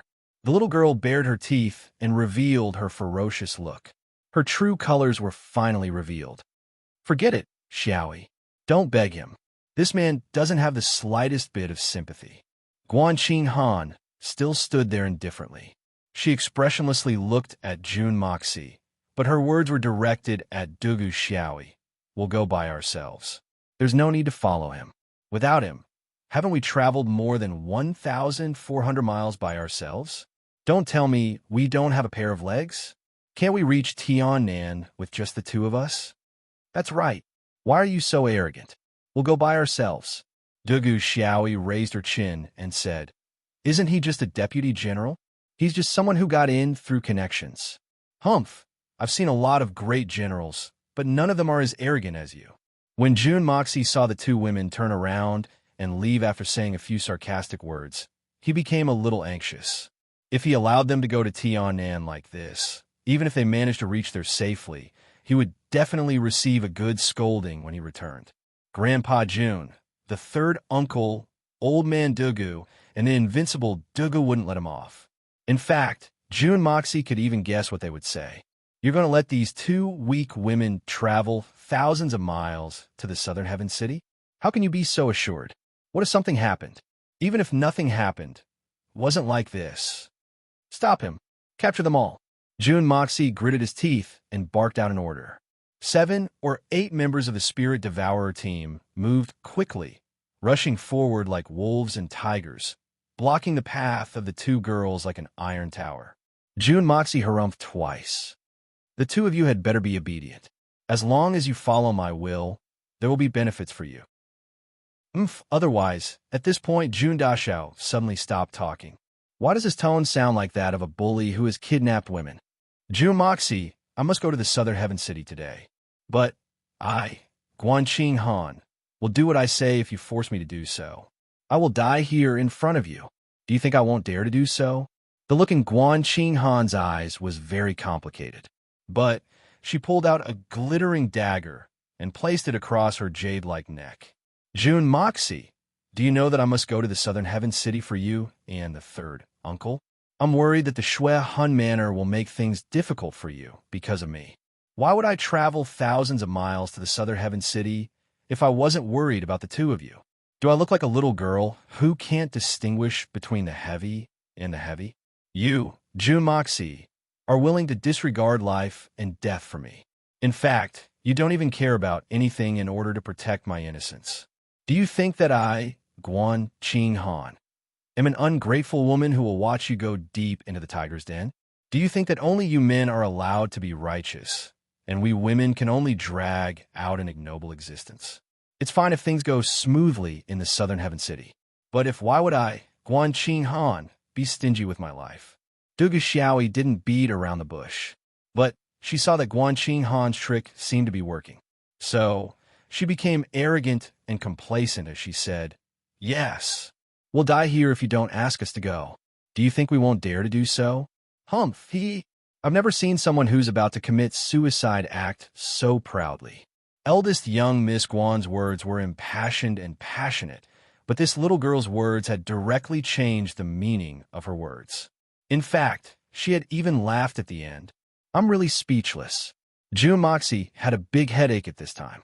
Dugu Xiaoi may wish to see the world in chaos, but he could see from the calm look in Guanqing Han's eyes that Guanqing Han would do what she said. I'll soon see a corpse if I don't ask her to go. I can't take this gamble. I don't dare to take this gamble. You're ruthless. Jun Moxie stared at young Lady Guan. He then sighed with hatred. Jun Dashao was confident that he could make her retreat in the face of difficulties if he wanted to deal with this little girl. But this sister-in-law of his had too much of a personality, so he couldn't afford to provoke her. Jun Dashao felt extremely sullen in his heart. He had never felt so sullen in his 2 lives. So he hatefully said, "Give them 2 horses. Let's ride them." That's more like it. Guanqing Han cast a sidelong glance at him. Then she finally smiled. She only wanted to go to Southern Heaven City. She didn't care about the treatment. She also understood that Jun Moxie was taking a huge risk by taking them along. Not to mention anything else, but in terms of military discipline, it was a taboo in the army to take a woman along in the midst of a battle. It could easily put one's life in danger. We want to ride the carriage. The little girl was young and inexperienced, so she didn't realize this point. She was very happy when she saw that Jun Dashao had relented, but she heard that Jun Dashao didn't have any intention of inviting them to the carriage. Instead, he had only arranged 2 horses for them. So she immediately pouted and looked at him while panting with anger. Then she looked at the extremely gorgeous carriage. She felt tired all over. Her waist, hip, and every other part of her body was aching. No way. It's already good enough that I'm willing to take you along. But you still want to ride the carriage? Jun Moxie snorted disdainfully. It's up to you whether you want to go or not. If you don't want to go, I can arrange someone to send you back. Someone, give them 2 horses. You fine. Dugu Xiaoi pointed at him in a flustered and exasperated manner. Suddenly, she rolled her eyes and pulled out her saber. Then, she placed it on her neck. If you don't let me ride the carriage, I'll die in front of you. Do you think I don't dare to? This little girl had seen that Guanqing Han had threatened to kill herself, which had directly played a decisive role. Her previous imitation had also added fuel to the fire. It was very effective. Now that she had such a good move in her hands, how could she not use it? A good move was not afraid of being used repeatedly. As long as it worked, it was fine. Who knew that this time? As soon as she said, "Do you think I don't dare to?" there was suddenly a burst of uncontrollable laughter. Then, she looked at the grim faces of those men. Each and every one of them was shaking their shoulders. It was obvious that they were trying very hard to suppress their laughter. You can't blame these people for not having high moral standards. Even a clown wouldn't do such a thing. Young Lady Guan had said that she would die without any tricks. But young Lady Dugu had imitated her once, and that was fine. But she had done it again and again. This was truly inexcusable. Moreover, this time's excuse was too outrageous. Did she say that she would die because she didn't allow her to sit in the carriage? Then you'll die too easily. Jun Moxie rolled his eyes. Do as you please. But please die a little farther away. Out of sight, out of mind. Please, this request isn't too much to ask, right? Elder sister, even if you really want to threaten me with death, you should at least have the will to die in order to threaten me. Otherwise, wouldn't you be successful in every endeavor? I'll die if you don't let me ride the carriage. I'll die if you don't let me eat. I'll die if you don't let me beat you up. You're too hateful. Dugu Xiaoyi stamped her feet. She was at a loss for words. Then she suddenly twisted her waist and strode to the front of the carriage. She lifted the curtain and entered the carriage. Then she didn't come out. She called out from inside, Elder Sister Qing Han, come in quickly. It's so big inside, and there's a bed. It's so comfortable. Action is the most practical thing. Jun Daxiao was furious. This is intolerable. Where will I go if you're inside? I've caught a corrupt official with great difficulty. I've extorted a carriage from him. I've put in so much effort. Do you think it's easy for me? Are you going to plagiarize the fruits of my labor? Humph. Jun Moxie strode forward like an arrow. He reached out and grabbed Dugu Xiaoyi's arm. You get down. I won't get down. I won't get down. I want to ride the carriage. Dugu Xiaoyi's other hand quickly grabbed the inner wall of the carriage. She struggled with all her might. Her little face was flushed red, and she refused to let go. A white shadow flashed, and a fragrant wind drifted by. Guan Qinghan was already sitting in the carriage.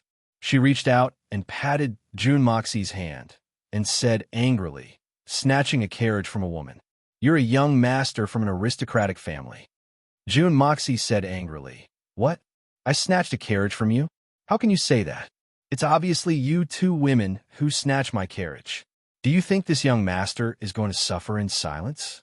Today, do you know what it means to twist words and force logic, to be unreasonable and cunning? Guan Qinghan no longer paid attention to him. She reached out and put down the curtain of the carriage. Following that, there was a rustling sound inside. It seemed that the two women were lying on the bed and had even undressed to sleep. He could clearly hear Dugu Xiaoyi's satisfied moan. It's so comfortable. I can finally sleep peacefully. Jun Moxie's chest was filled with anger. He scolded himself for being an idiot. How could he lay out the facts and reason with a woman? If he wasn't an idiot, then what was? But now that his sister-in-law had already entered the carriage, no matter how unruly Jun Daxiao was, he still had to avoid suspicion. No matter how unwilling he was, he had to get off the carriage. The procession continued to move forward. After walking for half a day, Jun Daxiao finally swayed on the horse. Although this mount was also a strong horse, it was not as comfortable as staying in the carriage. He looked back with hatred. Suddenly, he frowned and came up with a plan. The next moment, Jun Daxiao screamed. His head tilted and he fell from the horse. He fell to the ground with his eyes closed and was unconscious. All the guards panicked, but no one was a fool. They instantly understood what was going on. One by one, they cried out, Not good. Young master has fainted. His injury hasn't healed yet. Their voices were very tragic. Injury hasn't healed yet. Young Master Jun was flabbergasted as he fainted. When did I get injured? Well, but this reason is really good. I have to find a chance to praise and reward them later.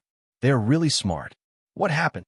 Dugu Xiaoyi opened the curtain of the carriage and asked with concern.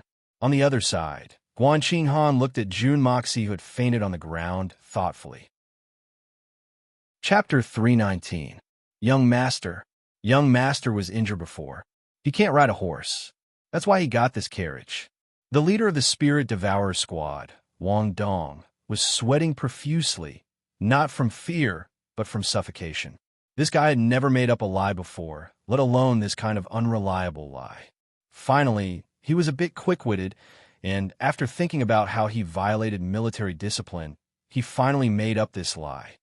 Quick, quick, quick! Quickly carry the young master to the carriage and quickly examine him. A few members of the Spirit Devourer squad anxiously suggested.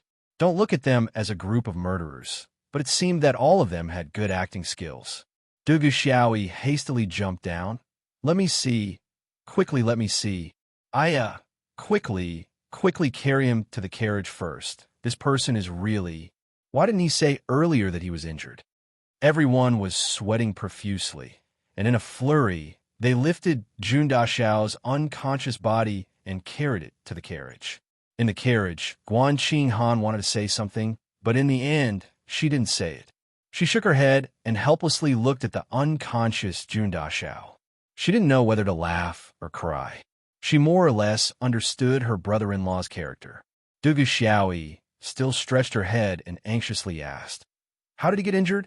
When did he get injured? What kind of injury did he get? Is it serious? Do you have medicine? What medicine? Who injured him?" The series of questions made these cold-blooded members of the Spirit Devourer squad flabbergasted, and they didn't know how to answer. The lie just now was barely able to cover up, but these probing questions weren't easy to answer.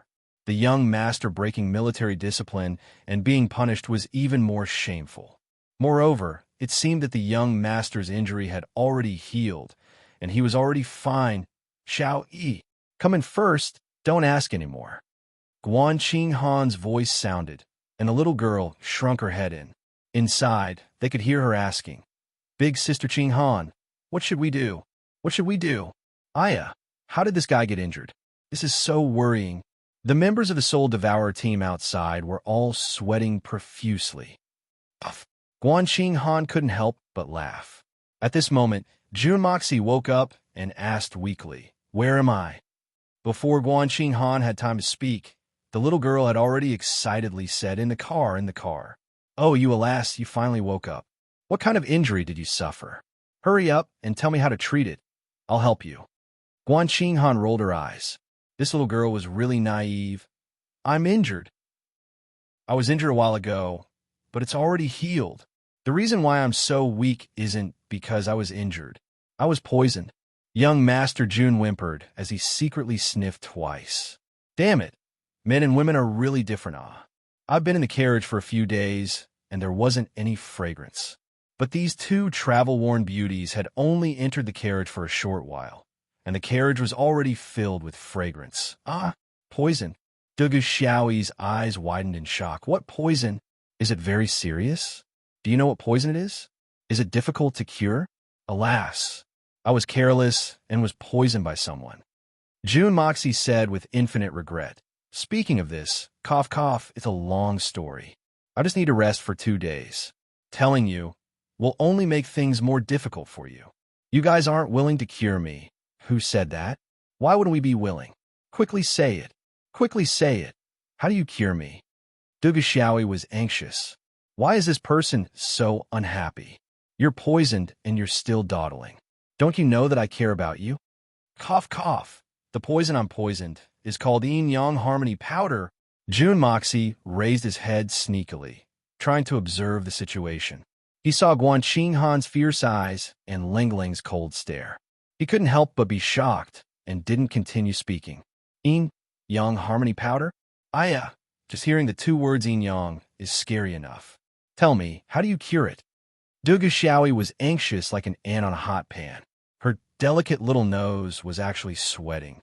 "This yin-yang harmony powder, it's difficult to cure, but it's easy to cure." He cough. Jun Moxie almost laughed sinisterly. He hurriedly coughed twice. "Because this poison can't be cured with medicine. It's easy to cure it, but it's quite difficult. Besides, it requires you to make a big sacrifice. It's okay. For you, no matter what sacrifice I have to make, I'm willing." The little girl patted her chest. Guan Qinghan, who was at the side, faintly felt that something was wrong with this matter. This guy was clearly pretending to faint. Xiaoyi, this little fool, was too worried and didn't see it. But now he wanted to use this as a pretext to create a bad idea. "Alas, actually, it only requires cough. intercourse between a man and a woman, and the poison will be cured. Jun Moxie seemed to be very embarrassed. He covered his mouth and coughed a few times. Otherwise, within 3 days, I'm bound to die from the fire of desire. Alas, I know it's very difficult for you. Forget it, it's my fate. Jun Dashao said very dejectedly. What? If I want to cure the poison, I have to with you. Du Xiaoyi's eyes suddenly widened. Her face suddenly turned red, and she became bashful. Although she was young and pure, she still understood the word intercourse. Guanqing Han, who was standing at the side, had certainly thought that her brother-in-law would definitely make trouble, but she had never thought that this guy was so lazy and shameless that he could actually make such a scene. Previously, when she heard the name Yin Yang Harmony Powder, she felt that it was very strange.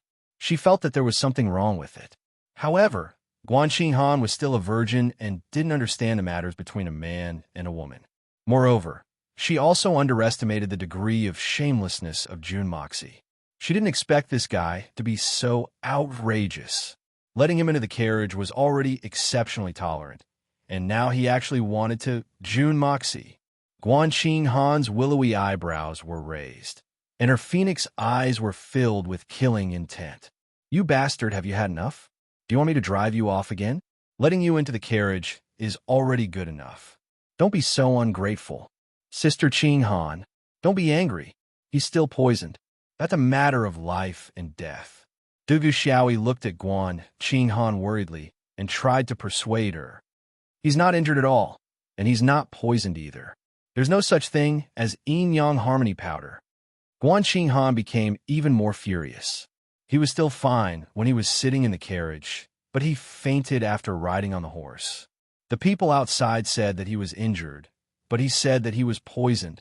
Sister Xiao Yi, when are you going to be deceived by him? Can't you wake up a little and use your little brain? Sister Qing Han, don't be angry. You mean he's actually pretending? He's not poisoned at all? Du Xiaoyi's face suddenly flushed red. She bared her fangs and brandished her claws in anger, thinking that she really believed his words and was thinking about how to deceive Sister Qing Han so that she could detoxify his poison. Du Xiaoyi couldn't help but feel extremely embarrassed. In a split second, even her neck turned red. She buried her head into Guanqing Han's bosom and shouted with her face covered, Sister Qing Han, I don't want to live anymore. She couldn't help but stomp her feet as she spoke. You're not really going to detoxify his poison, are you? Guanqing Han was really cold. This little girl is too easy to fool, right? It seems that I remembered wrongly. So I'm not poisoned. Jun Moxie awkwardly coughed a few times and said softly. The two girls rolled their eyes at the same time. How can you remember wrongly? Jun Moxie slowly sat up and smiled as he said, The road is long, and the time is long. It's so boring. How about I tell you a story? The two girls stared at Jun Dashao in astonishment. They couldn't believe that there was someone in this world who could be so thick-skinned. His lies have been exposed, his treacherous schemes have been exposed, and his dirty intentions have been exposed. But this guy's face wasn't red, and he wasn't even out of breath. In fact, he didn't even have the slightest bit of an embarrassed expression on his face. In fact, he had even shamelessly said, I'll tell you a story. Ease the awkward atmosphere. What kind of person is this? What's this person's face made of? Du Xiaoyi screamed as she threw herself at him. I'll let you lie to me. I'll let you. You scoundrel. You scoundrel. Z-Carrot. The days passed by, and Jun Dashao's life became more and more comfortable. Not to mention the plundering and extortion along the way. Jun Dashao had already made a huge windfall. He had the company of two beautiful women during the day and at night.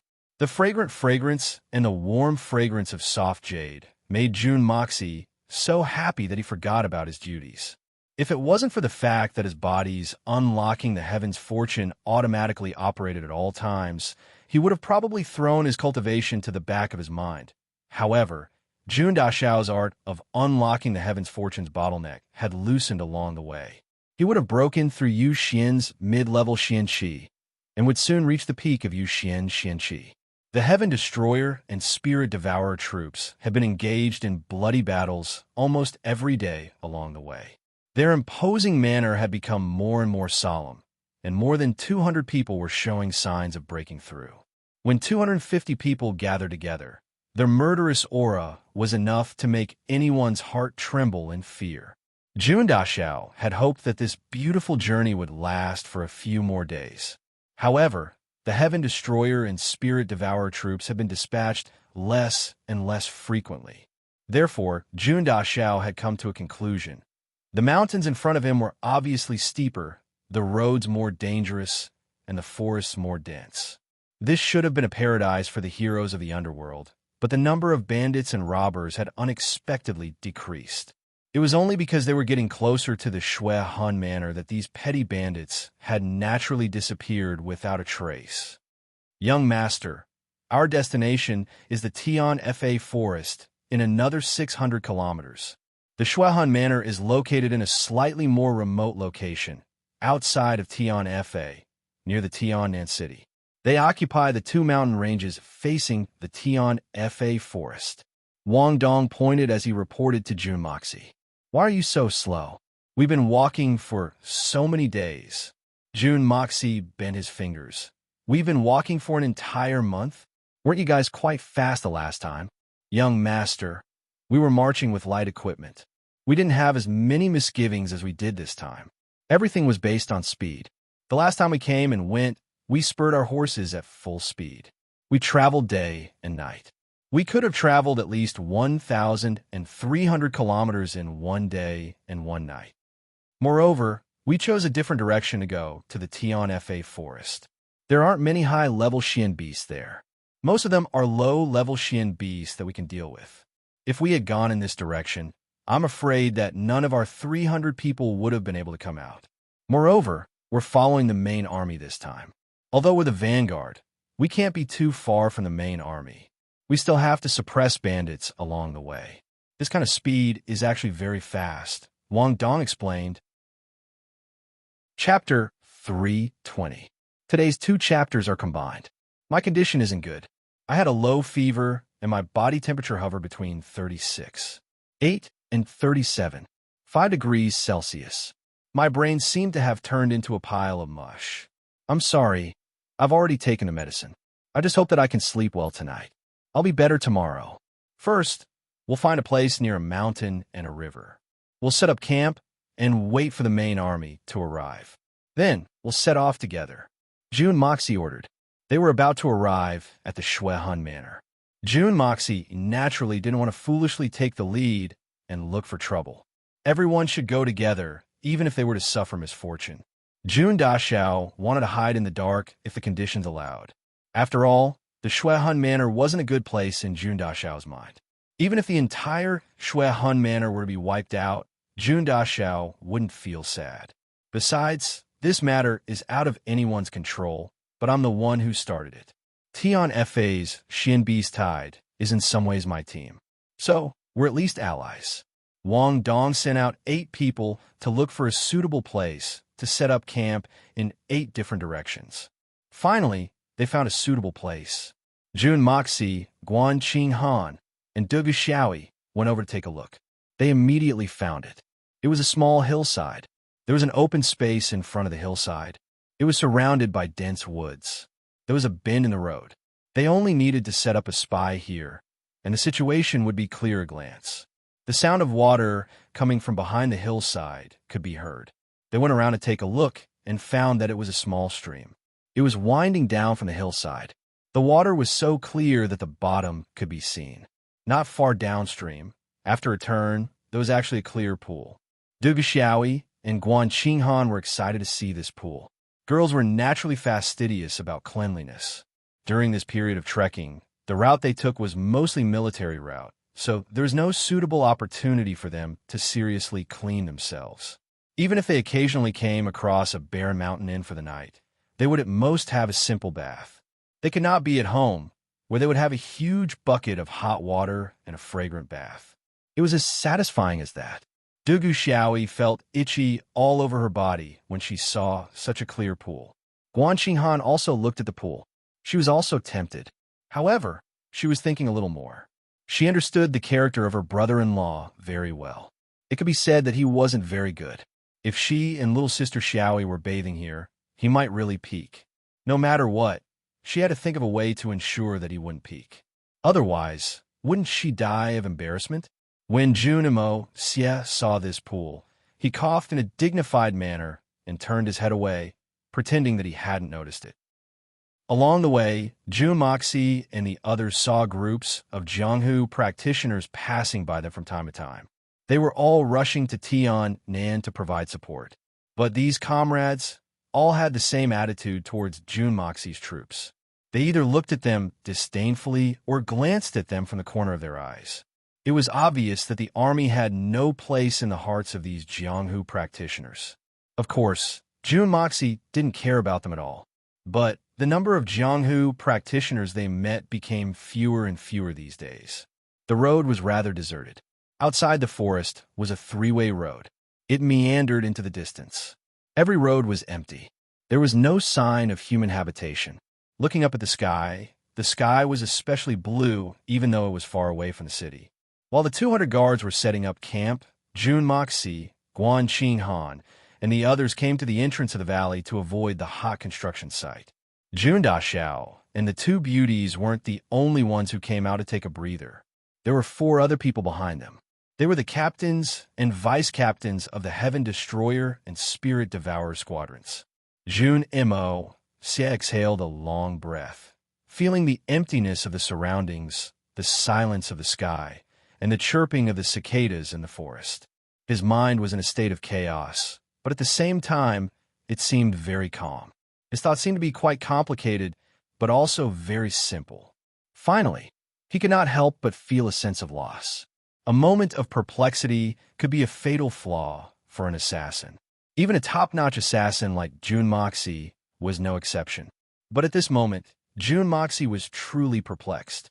Moreover, he was not perplexed for even a moment.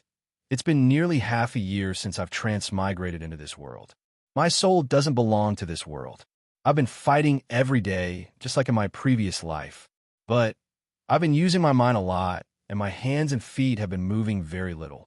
I've been pretending to be crazy a lot, but I've been using my iron blood methods a lot less. Almost half a year had passed in the blink of an eye. I've been immersed in these boring matters for a long time. So, I've come to this world. What have I come to do? Is it to dominate the world? Is it to be a marquis? Or is it to be free and unfettered for a lifetime? In the end, what is it for? Jun Moxie put his hands behind his back and slowly walked forward. But the eyes of the 6 people behind him were filled with astonishment. The Jun Mo Xie before her eyes had been swept away from his previous flirtatious, slippery, and debauchy appearance. His entire temperament had undergone a qualitative transformation. In fact, it could be said that he had become a transcendent hermit. Although she could clearly see that every step he took was on solid ground, but she could clearly feel that every step he took was strolling into another space and time. Another time, another space, all in a mysterious place that no one knew about. At this moment, everyone suddenly had an extremely mysterious and unfathomable feeling. This mysterious young master before them seemed as if he didn't belong to this world. Or perhaps it should be said that he had never belonged to this world. This kind of peculiar feeling was obviously absurd to the extreme, but it was real. He walked step by step, but it seemed as if everything in this world, including the people beside him, the soil under his feet, the trees on both sides, and the dust in the air, had nothing to do with him. Everything coexisted harmoniously. But the only thing that didn't harmonize was that big living person in front of them. It seemed as if he was the only independent existence in this world. He didn't intertwine with anything, nor did he blend with anything. Jun Moxie, this person, was actually an independent little world. This feeling wasn't the loneliness of being at the top. Instead, it was detachment, and a desolate and boundless austere, killing intent. Detached from everything in this world, yet able to intervene in it at any time. Heaven and earth don't have me. I don't exist in this world. Heaven and earth have me. I am in this world. Guan Qinghan and Dugu Xiaoyi almost forgot to walk. They stare at the figure in front of them blankly. There was only one thought in their mind. Could this be his real face? After a long time, Dugu Xiaoyi couldn't help but want to go forward and talk to Jun Moxie. She suddenly felt a little afraid of this strange feeling of being away from Jun Moxie. But Guan Qinghan hurriedly pulled her back to stop her from talking. Although Guan Qinghan didn't understand what Jun Moxie was doing at this moment, and why he was acting like this all of a sudden, Guan Qinghan still keenly felt that Jun Moxie couldn't be disturbed at this moment. Even the slightest sound could interrupt this transcendent abnormality. Phew! Jun Moxie suddenly let out a long sigh and stopped moving forward. He clasped his hands behind his back and looked up at the sky. The white clouds were leisurely drifting. He shook his head with a bitter smile and just stood there quietly. He only felt that his mind was empty, clear, and infinitely bright. No thoughts, not stagnant in the dust. His whole person seemed to suddenly return to reality from the illusion. Jun Mo Xie could clearly feel that his spiritual power had improved by leaps and bounds. But he hadn't broken through the previous bottleneck. In fact, it seemed as if there was a layer of fog in front of his eyes. So, it was hazy and unclear. If he could break through this layer, his whole spiritual consciousness would definitely be greatly improved. And the source of this layer of obstruction, Jun Moxie could vaguely feel. It came from his heart. Emosia, just now, what were you thinking about? Guan Qinghan's voice was still so cold, but Jun Moxie could clearly hear that Guan Qinghan's voice had an extra touch of concern and care. Guan Qinghan was exceptionally intelligent. When she saw that Jun Moxie suddenly fell into this wonderful state, she felt that it seemed that Jun Moxie was about to make an unexpected breakthrough at a critical juncture. However, after he was immersed in this wonderful state for a period of time, he suddenly seemed like an immortal who was about to become an immortal who was suddenly beaten back to the mortal world by a stick. The difference between the two feelings was so obvious that she finally couldn't help but ask. I was just thinking. Jun Moxie's mind was still a little absent-minded, as if half of his foot was still stuck in that wonderful state. He said slowly, "In this life, what do I want to do? Or rather, why did I come to this world? What is my goal? What can I do? What can I do?" Goal? Guan Qinghan hesitated. Shouldn't people have a goal when they are alive? She asked herself secretly, what about me? Why am I still alive? Where's my goal? Suddenly thinking of this, Guan Qinghan also felt a little lost. Brother-in-law should naturally have his goal, but I do. I still have the qualification to pursue any goal. Do I really have the qualification? Yes, we should have a goal. Everyone should have one. I used to have an idea, which was to use my own strength to return a clear sky to the world, to use slaughter and blood to clean up what I thought was a dirty world, to a certain extent, bring the world to the kind of peace and prosperity that I longed for. At least in my eyes, there shouldn't be so many injustices. Jun Moxie smiled bitterly. I never cared about what other people thought. I just stubbornly used my own way to do what I thought was right. I did things my own way. Although I knew that it was just a cup of water to fill the sea, I never changed my original intention. But after coming here, I'm at a loss, truly at a loss. Guan Qinghan naturally didn't know what Jun Moxie meant by filling the sea, and she also didn't understand what Jun Moxie meant by coming here. But she could hear a strong sense of loneliness in Jun Moxie's heart. This actually made her heart, which was as calm as still water, feel a faint pain. It was like seeing a fighter who never gave up. After exhausting all his strength and all his ability, he suddenly found that the enemy in front of him was the whole world. He could never be defeated, or destroyed. It turned out that what he had persisted in his whole life was just like a mantis trying to stop a chariot, a mayfly trying to shake a tree. That kind of helplessness and desolate unwillingness couldn't be described with words. After pondering for a moment, Guan Qinghan comforted her in a soft voice. It's hard to say what one's life is all about. For us women, it's just a matter of supporting our husbands and educating our children. Day by day, year by year, no matter how old we get, we don't feel too disappointed. I believe that most women in this world are like this. Moreover, there are still countless women who feel happy and satisfied in this kind of dull but fixed life. As for you men, especially those who have power, strength, and ability, you are all striving for your own fame and glory. You're always fighting fiercely and fiercely. Even the most mediocre commoner will work hard to be a so-called superior person in their eyes for the sake of having a better life. While she was speaking, Junimo Xie had already turned around. His sparkling eyes were fixed on her, but there was no frivolity in his eyes, nor was there any of his usual amazement. There was only a very calm and deep look in his eyes, as if he was pondering something. In this feudal society, there weren't many women who could see so clearly like Guan Qinghan. This made Zhu Moxi a little surprised. Actually, in this world, most men live too tirelessly, and it's not really worth it. There was confusion in Guan Qinghan's eyes, but there was also determination and even a little disdain. It seemed that the so-called pursuit of men in this world wasn't worth mentioning in her eyes. Then, what do you think this world is for? Or what should it be for? Junimo Xie said thoughtfully. I don't know what other people are for, and I don't have the qualifications to speak on behalf of others. But I know myself. Guan Qinghan said slowly, but her eyes were shining brightly.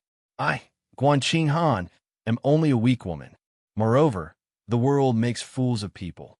I'm afraid that I don't have the qualifications to serve my husband and children in this life. At this moment, I only seek peace of mind, and this life will be enough. Yes, I, Guan Qinghan, only seek peace of mind. That year, I was engaged to Junimo for the sake of my family. Although I had never met him, I had no other choice for the sake of my family and my parents. Because at that time, I was willing to do anything for my parents. Therefore, my heart was at peace. From the beginning to the end, I had only met Junimo twice. Although I couldn't say that I had any feelings for him, but I knew that Junimo was a man with iron bones. He was a great man. Moreover, I'd already been engaged, so I had to accept my fate. Then, Junimo died in battle. But I felt that such a good man was worth sacrificing for. Therefore, I was willing to sacrifice myself for Junimo, the hero of the empire. I was willing to live in the Jun family as a widow. On one hand, I wanted to leave my disheartened family. But the most important reason was Junimo's heroic spirit. So, I, Guan Qinghan, felt that I would go against my conscience if I broke off the engagement. In fact, my choice wasn't wrong. I was alone at that time, and I was extremely lonely. But my heart was at peace. This time, I didn't hesitate to go to Tian Fa with my weak body in order for Junimo Xie and his nephew to return safely to their homeland. I was prepared to take on any difficult task. I didn't hesitate to pay any price to ensure that Junimo Xie and his nephew could return safely to the north. I was prepared to sacrifice myself for these two people. But this was only a peace of mind. I didn't ask for anything else. That's all. The Jun family has treated me as a relative. If I were to watch Junwu and Junimo Xie die because of me, then I, Guan Qinghan, would be worse than a beast. Moreover, there was another extremely secretive reason. Junimo Xie seemed to be very affectionate towards her. She used to be as cold as ice and didn't care about it. But recently, she had been showing faint signs of losing control of her mind, especially when Junimo Xie had helped her to break through her limits and increase her xianqi cultivation. That faintly discernible skin-to-skin contact between the two of them had caused Guan Qinghan to have many nightmares. These recent events had greatly frightened Guan Qinghan. What if, therefore, it would be better to use this trip to Tian Fa as an excuse to end all troubles once and for all. I'll sever all worldly disputes. I'll use my pure body to repay the Jun family's kindness. And I'll also sever my brother-in-law's infatuation. My heart will be at peace once everything has been severed. The Jun family style will not change. The Guan family style will not be tainted. The two families' prestige will not fall. As for myself, I don't need to think about it. That's right. Well said. Well said. Ha ha. Junimo Xie suddenly laughed like a madman. I only seek peace of mind. Who cares about right and wrong? Ha ha. People often say, I only seek peace of mind and righteousness. But who would have thought that peace of mind and righteousness contradict each other? So, it doesn't matter whether I kill or save someone. I only seek peace of mind, and I won't disappoint this world of mortals. I, Junimo Xie, have lived my life not for the country, not for the people, but I've lived my life in peace. As long as everything is in accordance with my own heart, that's all. Why do I need to think so much? What country's prosperity and people's peace? What world affairs? That's all bullshit. In this life, I'll do things my own way. I'll be unscrupulous. I want to be free and unrestrained. No matter who it is, don't even think about controlling my thoughts. No matter who it is, don't even think about restricting my actions. What does it have to do with me? What does it have to do with me? With my own heart, I'll take revenge. With my own will, I'll roam the world. As long as I have a clear conscience, I'll be able to stand tall. This life is enough. Jun Mo Xie laughed. Unintentionally, Guanqing Han had untied the knot in his heart. He was very happy. Jun Daxiao was happy on this side. On the other side, Guanqing Han and Dugu Xiaoyi were extremely shocked. Even the Heaven Destroyer and Spirit Devourer captains could clearly feel the change in Jun Mo Xie. The Jun Mo Xie in front of them seemed to have completed a shocking transformation in an instant. From a flamboyant and frivolous young master of an aristocratic family, he suddenly became a hermit expert. This kind of change was undoubtedly abrupt. However, there was an even more abrupt transformation after that. From a transcendent expert, he transformed into a cold and gloomy expert. At that moment, he was like a sharp sword that had just been unsheathed. He stood proudly between the heavens and the earth, as if he could reflect tens of thousands of rays of light. The world may be big, but it could no longer bind him. The inexplicable confusion in Jun Mo Xie's heart was swept away. He only felt refreshed. Unknowingly, his state of mind had taken a big step forward. Perfect and transparent, not bound by material things. In this life, how can I be content with the status quo and sleep in Tianxiang? I'll roam the world with my sword. I'll look down on all the heroes in the world. I'll climb to the peak and ask who the hero is. I don't want to rule the world. But no one in the world can point fingers at me. They can't deal with me. They can't deal with my family. My goal is finally clear. I want the Jun family to become an existence that far surpasses the Silver Blizzard City and the Shui Hun Manor. I want to become the peak existence in this world. Even if it's an emperor, a general, or a peerless master, no one would dare to look me in the eye. And all of this will require the accumulation of countless blood. But my heart is at peace. This is the direction I've been working towards. I have no regrets. The corners of Jun Mo Xie's mouth curled into a cold smile as he softly said, My journey of slaughter will begin in the southern Heaven City, if that's the case. His body suddenly burst forth with an endless, murderous aura. It spiraled in the air and soared into the sky. This unparalleled aura stirred up the clothes of the 6 people around him. The withered leaves of late autumn were already struggling at death's door. But they were forced to leave the branches by his murderous aura and started to swirl down with the wind. It seemed as if an earth-shattering rain of yellow leaves had started to fall. Several small birds left the branches and flapped their wings twice. But they were invaded by the murderous aura and started to cry mournfully as they fell to the ground. 3 figures were flying through the forest in the distance. But they suddenly stopped and looked towards this direction in a dignified manner. One of them said in a heavy tone, What a terrifying, murderous aura. Who's over there? The 2 men beside him also had a cautious look on their faces as they looked towards this direction from afar. One of them said thoughtfully, Could it be that Chu Chi-Huan has arrived? I don't think so. Chu Chi-Huan has such a murderous aura, but Chu Chi-Huan's aura is the sharpest and most concentrated. If it were Chu Chi-Huan, his aura would be indomitable, and it would only be in one direction. But this person's murderous aura is earth-shattering. Comparing the two, it's completely different. We can be sure that this person isn't Chu Chi-huan, but his murderous aura is not inferior to that of the supreme assassin, Chu Chi-huan. In fact, it's even stronger. No matter who it is, let's go and take a look, another man suggested. Even if the supreme assassin, Chu Chi-huan, is there with the strength of the three of us, we may not be afraid of him. All right. The black-bearded middle-aged man thought for a while, and then agreed decisively. He said heroically, "That's right. When have we, the three swords of Dongfang, been afraid of anyone? Even if Chu Chi-huan is here, do you think we'll be afraid?" "That's right, big brother. I heard that the Jun family's third master is the commander this time. Shouldn't you?" And I, a short and vigorous man, muttered to himself, "No, Mother hasn't been able to get over what happened that year. She was injured because of it, and her meridians were clogged. How could this have happened if it wasn't for the Jun family? Little sister has been in a deep sleep for 10 years. Her vitality is almost gone. What's the purpose of this?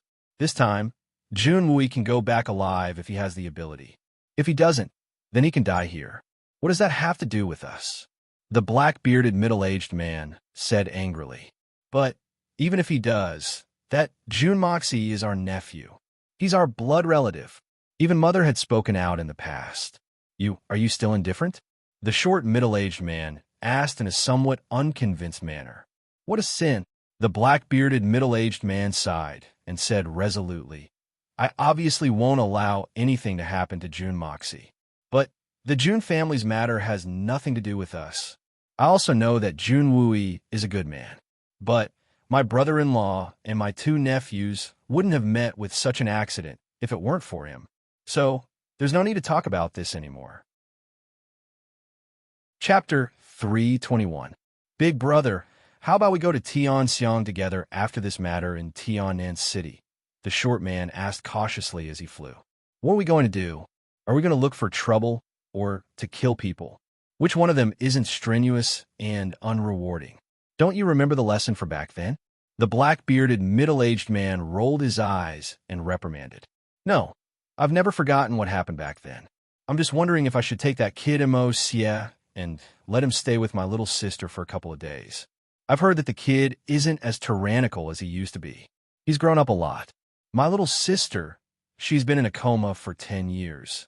The short man said with a distressed look on his face. "This matter needs to be considered at length. How can I not feel distress for my little sister? But that kid Mo Xie's conduct is too bad. He did all those bad things in his early years.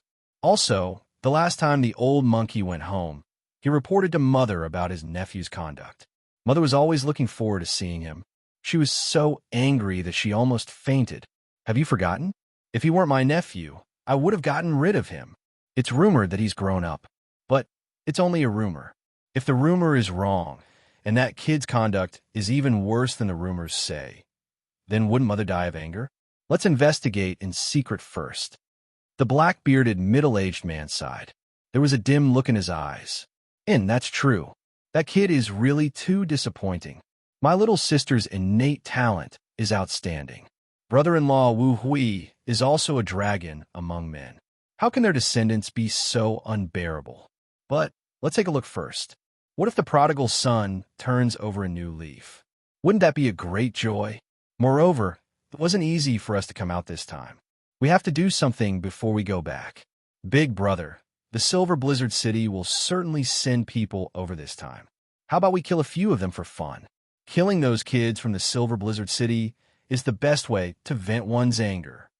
The short man bared his teeth and revealed a sinister smile. "That's right. If there's a chance, there's no harm in killing a few of them for fun." The black-bearded middle-aged man nodded and warned, "But we must not let anyone know that we did it. Of course, killing a few arrogant kids from the Silver City would be the most pleasing thing in the world. This is to avenge brother-in-law, and also to vent anger for my sister." The other two laughed sinisterly. He rubbed his palms together and was filled with battle intent. Outside the forest, at a fork in the road, Jun Moxie, who was standing with his hands clasped behind his back, suddenly froze. His expression changed slightly before returning to normal. Jun Dashao's gaze focused in a certain direction. That was because there were three powerful auras rapidly approaching. Judging from the direction they were heading, their target seemed to be him. Jun Moxie narrowed his eyes, but his mind was in turmoil. Tianxiang City doesn't know how big the world is, and it doesn't know how picturesque the rivers and mountains are. Any one of these three auras possessed the strength of a spirit Xian expert. In fact, each of them was at the same level as the Silver Blizzard City's elders. However, this wasn't enough to cause the hitman Jun's expression to change. It was probably because these three people were faintly emitting an astonishing murderous aura.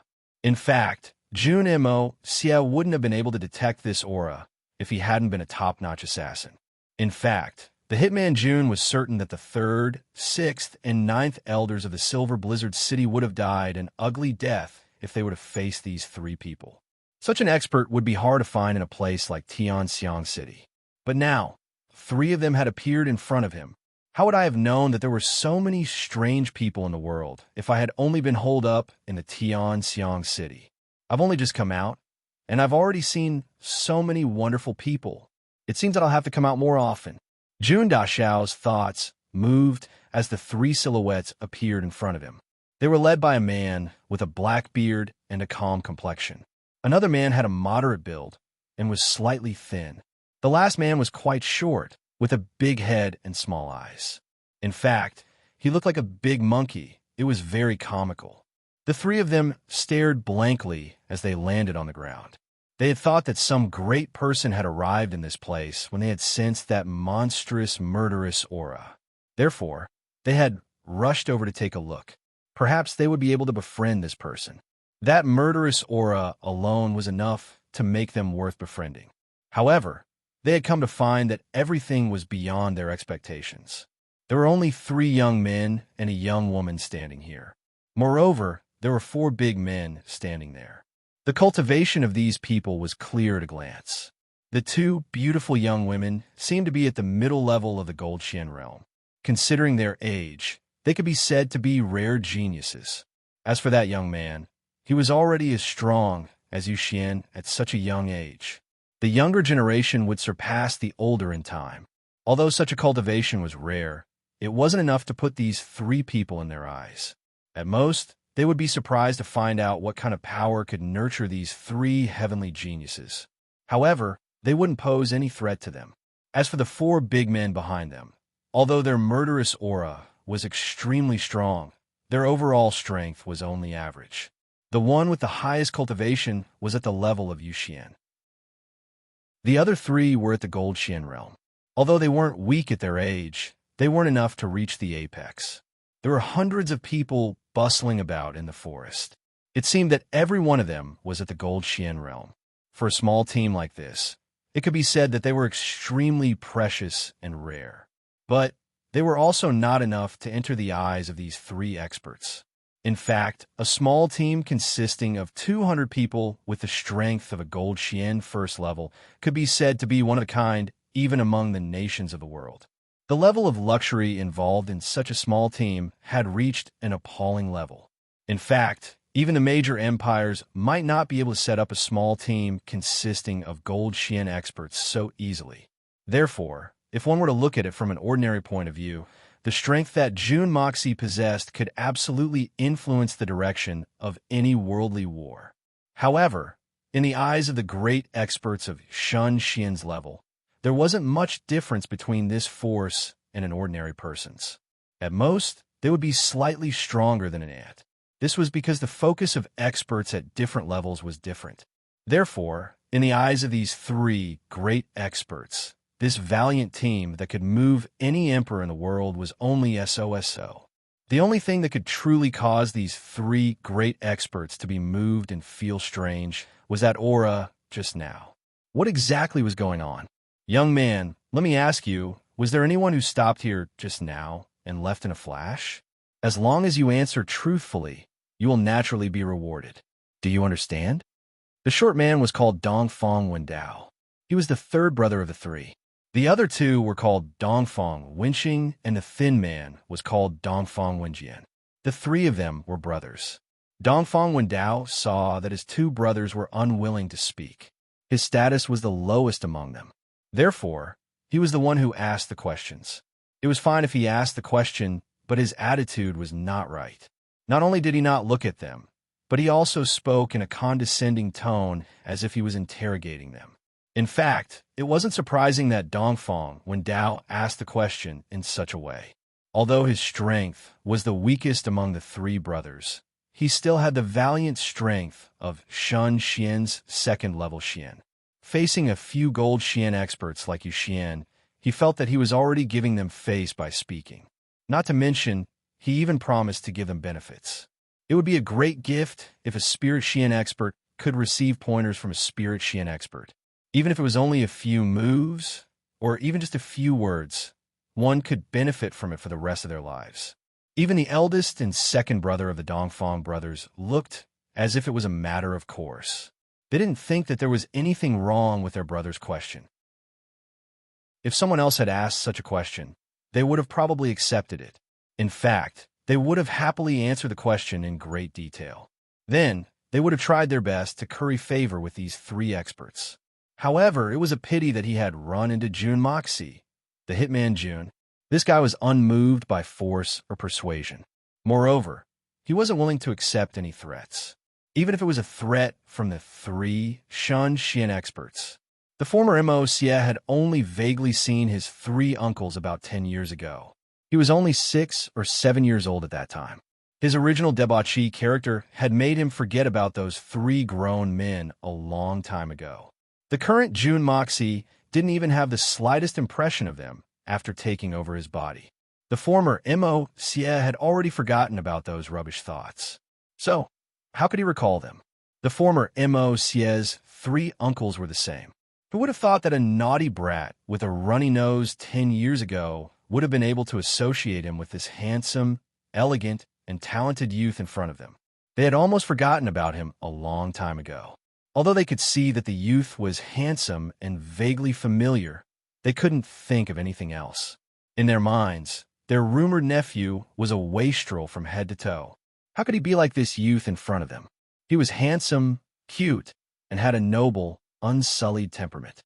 Moreover, the youth in front of them had cultivated to the level of Yu Xian's middle stage. But their own nephew was rumored to be a debauchee whose meridians had been destroyed.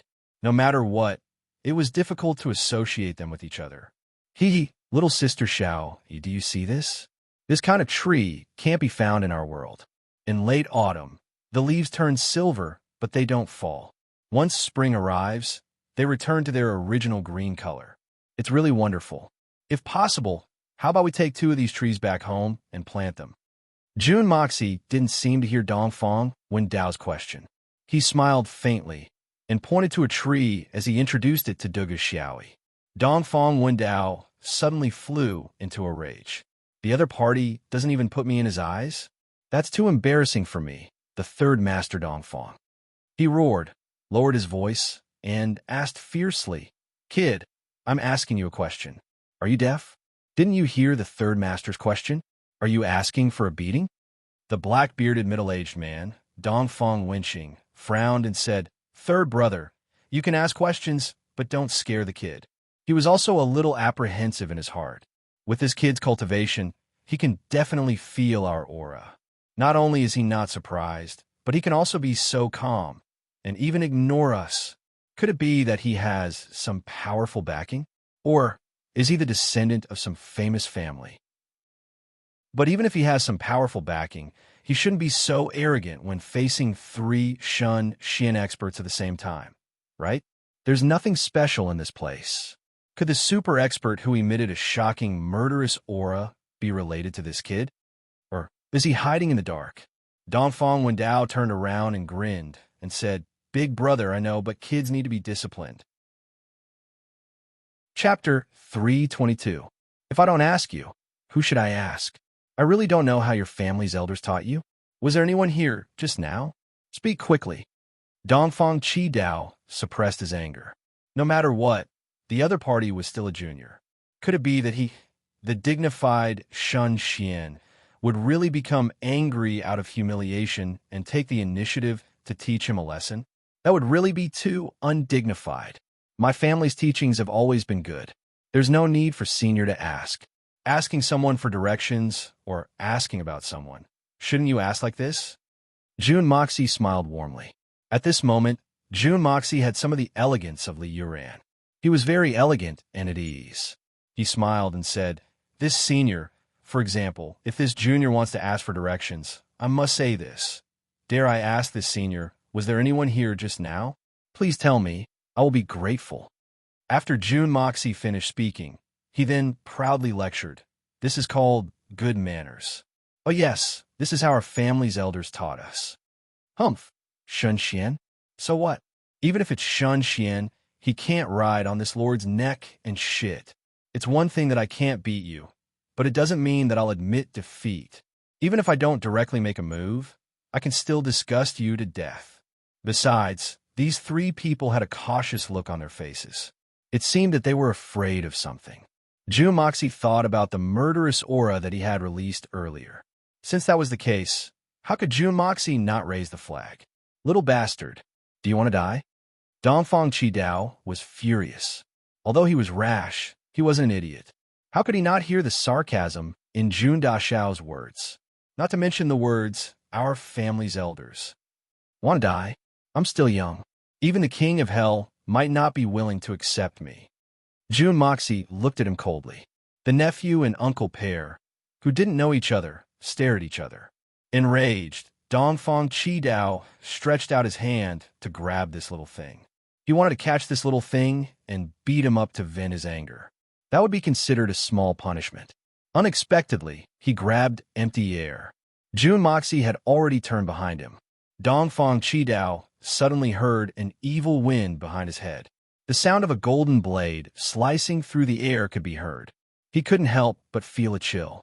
The spirit Xian, third master Dongfang, had fallen into a disadvantageous position as soon as the two sides clashed. It was true that he had underestimated his enemy. However, the young master Jun's godly speed was commendable. F***CK. Dongfang Wendao let out a cry of surprise. He was one of the top assassins in the world and was the best at adapting to situations. Although he was shocked, he did not panic and took advantage of the situation to leap forward. Shun Xian's speed was extremely fast. In a single dash, he had crossed a distance of more than 70 feet. He thought that he would definitely be able to avoid the young man's pursuit. However, he did not expect that he could still feel the chill behind him. It was even stronger than before. However, Dongfang Third Master's movement technique was quite good, and he could still avoid it. This time, he dodged to the right, but the cold air behind him still followed him like a shadow. He dodged to the left again, but the cold air was still there. In that instant, Dongfang Wendao had already consecutively changed 7 types of movement techniques and changed his position dozens of times. However, the chill behind him was like a gangrene that stuck to his bones, increasing instead of decreasing. He didn't even have the time to turn around. Finally, his waist shook, and a cold knife had already pierced into the back of Dongfang Third Master's waist. However, Dongfang Third Master was still a strong cultivator of Shun Xian. Jun Dashao's sharp counterattack was indeed out of his expectation, but it did not affect him from circulating his mystical qi to protect his body during the battle. Even if the knife that pierced into his body was a divine weapon, the person holding the knife only had the cultivation of Yu Xian. No matter what, it could not do anything to him. Not even his skin and flesh were injured. However, in terms of the outcome of the battle, he was defeated, and it was a crushing defeat. Dongfang Third Master instantly stood rooted to the ground, dumbstruck. With the cultivation of Shun Xian, he had long reached a state where he was impervious to heat and cold. However, at this moment, he was sweating profusely, and his clothes were soaked with sweat. The 8 people who were watching from the side were also sweating profusely, especially the black-bearded middle-aged man and the skinny man. Their eyes almost popped out of their sockets. With the eyesight of Dugu Xiaoyi, Guanqing Han, and the others, they could only vaguely see a ghost-like silhouette dodging from front to back, left to right, and then to the front. It was as if the sky had transformed into tens of hundreds of short silhouettes in an instant, dazzling their eyes. Then they saw him standing there, completely motionless. As for June Moxie, it seemed as if he didn't move at all, as if from the beginning to the end, it was as if the short man was showing off his peerless qigong. But how sharp were Dongfang Wenqing and Dongfang Wenjin's eyesight? The changes in the field, the two of them clearly saw. How could they not be shocked? This was a pinnacle battle that was enough to prove the life and death of an expert like Shun Xian. They saw third brother unleash his superb qigong to dodge the kid's sudden slash.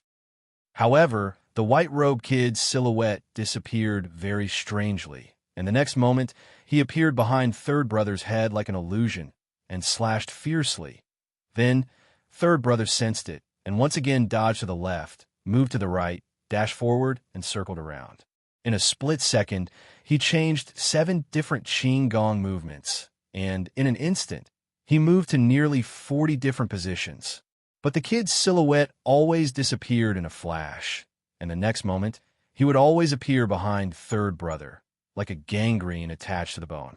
Third brother's peerless movements that he had performed previously were actually useless, and in the end, he was still slashed at the waist. In fact, the kid's slash could have landed on his neck, but with Shun Xian's mystical qi protecting his body, it would not have suffered any damage. But the kid could have slashed his neck, but not his waist. It was obvious that he was being merciful. The third brother's strength was at the second level of the spirit Xian realm. Moreover, the third brother's family had always been known for their agility and agility. This was publicly acknowledged by the entire continent. In fact, no one had ever been able to surpass them. Even the solitary falcon, who was also known for his agility and agility, had to retreat when facing the third brother's family. Solitary Eagle was good at speed, but in terms of agility, he was still a notch lower than his family's secret skill. And this kid in front of him was only at the level of Yu Xian. What kind of concept was this? Wasn't this too terrifying? Wasn't this too terrifying? There was a gap of almost 20 levels between the two of them. Oh my God, this world has gone crazy. Humans have eaten the sun. A mouse has become a cat's bride. This is equivalent to an ordinary ant raping the king of the mystical beasts. What kind of agility is this? Even the leader of the Tian Fa forest does not have such a terrifying speed. How did this kid do it? Who is he? Look at his young age, 16 or 17 years old, and he already has the cultivation of Yuxian. Then, doesn't this mean that his master is even more powerful? It's fortunate that this youngster's cultivation isn't high enough to break through a spirit Xian's defense. But wouldn't he be able to easily kill the 3 of us if his cultivation was on par with ours? The opponent doesn't even need to have the same cultivation as Shun Xian, because as long as he is at the peak of Tian Xian's cultivation, he would be able to injure Shun Xian's vital points. Based on this, isn't this result a little too shocking? Silence reigned in the field. Whether it was the 3 Dongfang brothers or Jun Daxiao's side, no one spoke a word. After a long time, Dugu Xiaoyi came back to her senses. She looked at the dazed Dongfang Wan Dao with some admiration and applauded, "Good qigong." It's truly ever-changing, wonderful, and unrivaled in this world. Dugu Xiaoyi's praise came from the bottom of her heart. It could even be said that it was a kind of admiration. This short man's appearance was not good, but his qigong was very handsome. He was able to create a series of illusory figures that didn't disperse for a long time. The little girl was dazzled and almost fainted. If it wasn't for the fact that the image of the third master Dongfang was a little unjustifiable, the little girl would have directly worshipped him as her master. This was definitely beyond the scope of an ordinary Xian expert by a large margin. Guan Qinghan was also shocked by the opponent's astonishing strength, but she vaguely felt that the atmosphere was not right. So she pulled Dugu Xiaoyi's hand and whispered, "Little sister Xiao, you don't talk too much." But how crisp was the sound of Dugu Xiaoyi's cheering? It was like a big pear that had just come down from the tree, crunching and crunching. Not to mention the few people present at the scene, Even those who were far away could have heard it clearly. Dongfang Wendao stood there in a daze. His complexion had already turned somewhat pale. The blow to his confidence from what happened just now was simply unparalleled. The outstanding Qin Gong that he had always been proud of was not even worth mentioning in the eyes of others. Moreover, a mere junior at the level of Yuxian was able to surpass the speed that he had always been proud of. In fact, he didn't even have the time to turn around. He suddenly felt that all of his previous efforts had become meaningless. It was a very typical case of a sailboat turning upside down in the gutter. But at this moment, he suddenly heard a sound of cheering. Moreover, it was praising him, "Good Qin Gong. It's truly ever-changing and wonderful. It's enough to be unrivaled in the present age." This sound was so deafening, and it came from the depths of his heart. But how could a great expert like Shen Xian endure this? It was believed that even if there were 10,000 wonderful brushes, it would still be difficult to describe Third Master Dongfang's feelings at this moment. His deathly pale face instantly turned red. Then it was visible to the naked eye that the redness spread to his neck and then to his chest. If one could take off his shoes to take a look, one would definitely discover that even his toes had turned red. Dongfang Wendao only felt dizzy. He was so ashamed that he vomited a mouthful of blood. His body was on the verge of collapsing. He was actually so angry that he vomited blood. What a sincere praise that came from the bottom of his heart. It had directly provoked a powerful Shen Xian expert to the point of vomiting blood. Dongfang Wenqing and Dongfang Wenjian hurriedly jumped over to support him. However, they were stubbornly pushed away by Third Master Dongfang. Dongfang Wendao took a deep breath. He slowly turned around and faced Jun Moxie. The expression in his eyes was incomparably complicated. However, he did not hesitate and said, "You've got guts. I've lost. I've lost." When these 3 words came out of his mouth, each word was strangely difficult to say. It was as if every word was a heavy mountain to him, but he still said it. Jun Moxie could not help but reveal a sincere expression of admiration in his eyes. A powerful Shen Xian expert losing was not a bad thing. He even admitted defeat to a young man called Yu Xian in front of everyone. What kind of bearing was this? In this Jianghu, where one's reputation was as important as one's life, there were absolutely not many people who could have such an open-minded attitude towards victory and defeat. Today is very gloomy. My cold hasn't recovered. Naturally, this is not what I'm gloomy about. It's just a small cold. It won't affect my updates. At most, I'll just endure a bit more time. Last night at 2:30 in the morning, I was thinking about the plot and writing the outline of Skylaw. Suddenly, someone added me as a friend and verified the message. I have a lot of constructive opinions about the otherworldly evil monarch. I hope you can listen to them. I clicked confirm. I remember it very clearly. It's someone called Lonely Not Lonely. I won't call him that here. The first sentence was, "I'm reading the pirated version because your writing is really too lousy. I really can't stand it anymore. So I came to scold you." Then I said, "Even if I bought an egg from the mall and it stinks, you should at least scold me, right? I can't say. If you have guts, lay an egg and see for yourself. Even if I went to a restaurant to buy a plate of shredded potatoes, I should at least say a few words if it's not delicious, right? Am I supposed to endure it?" Finally, I said, "You're a eunuch. It's really too lousy.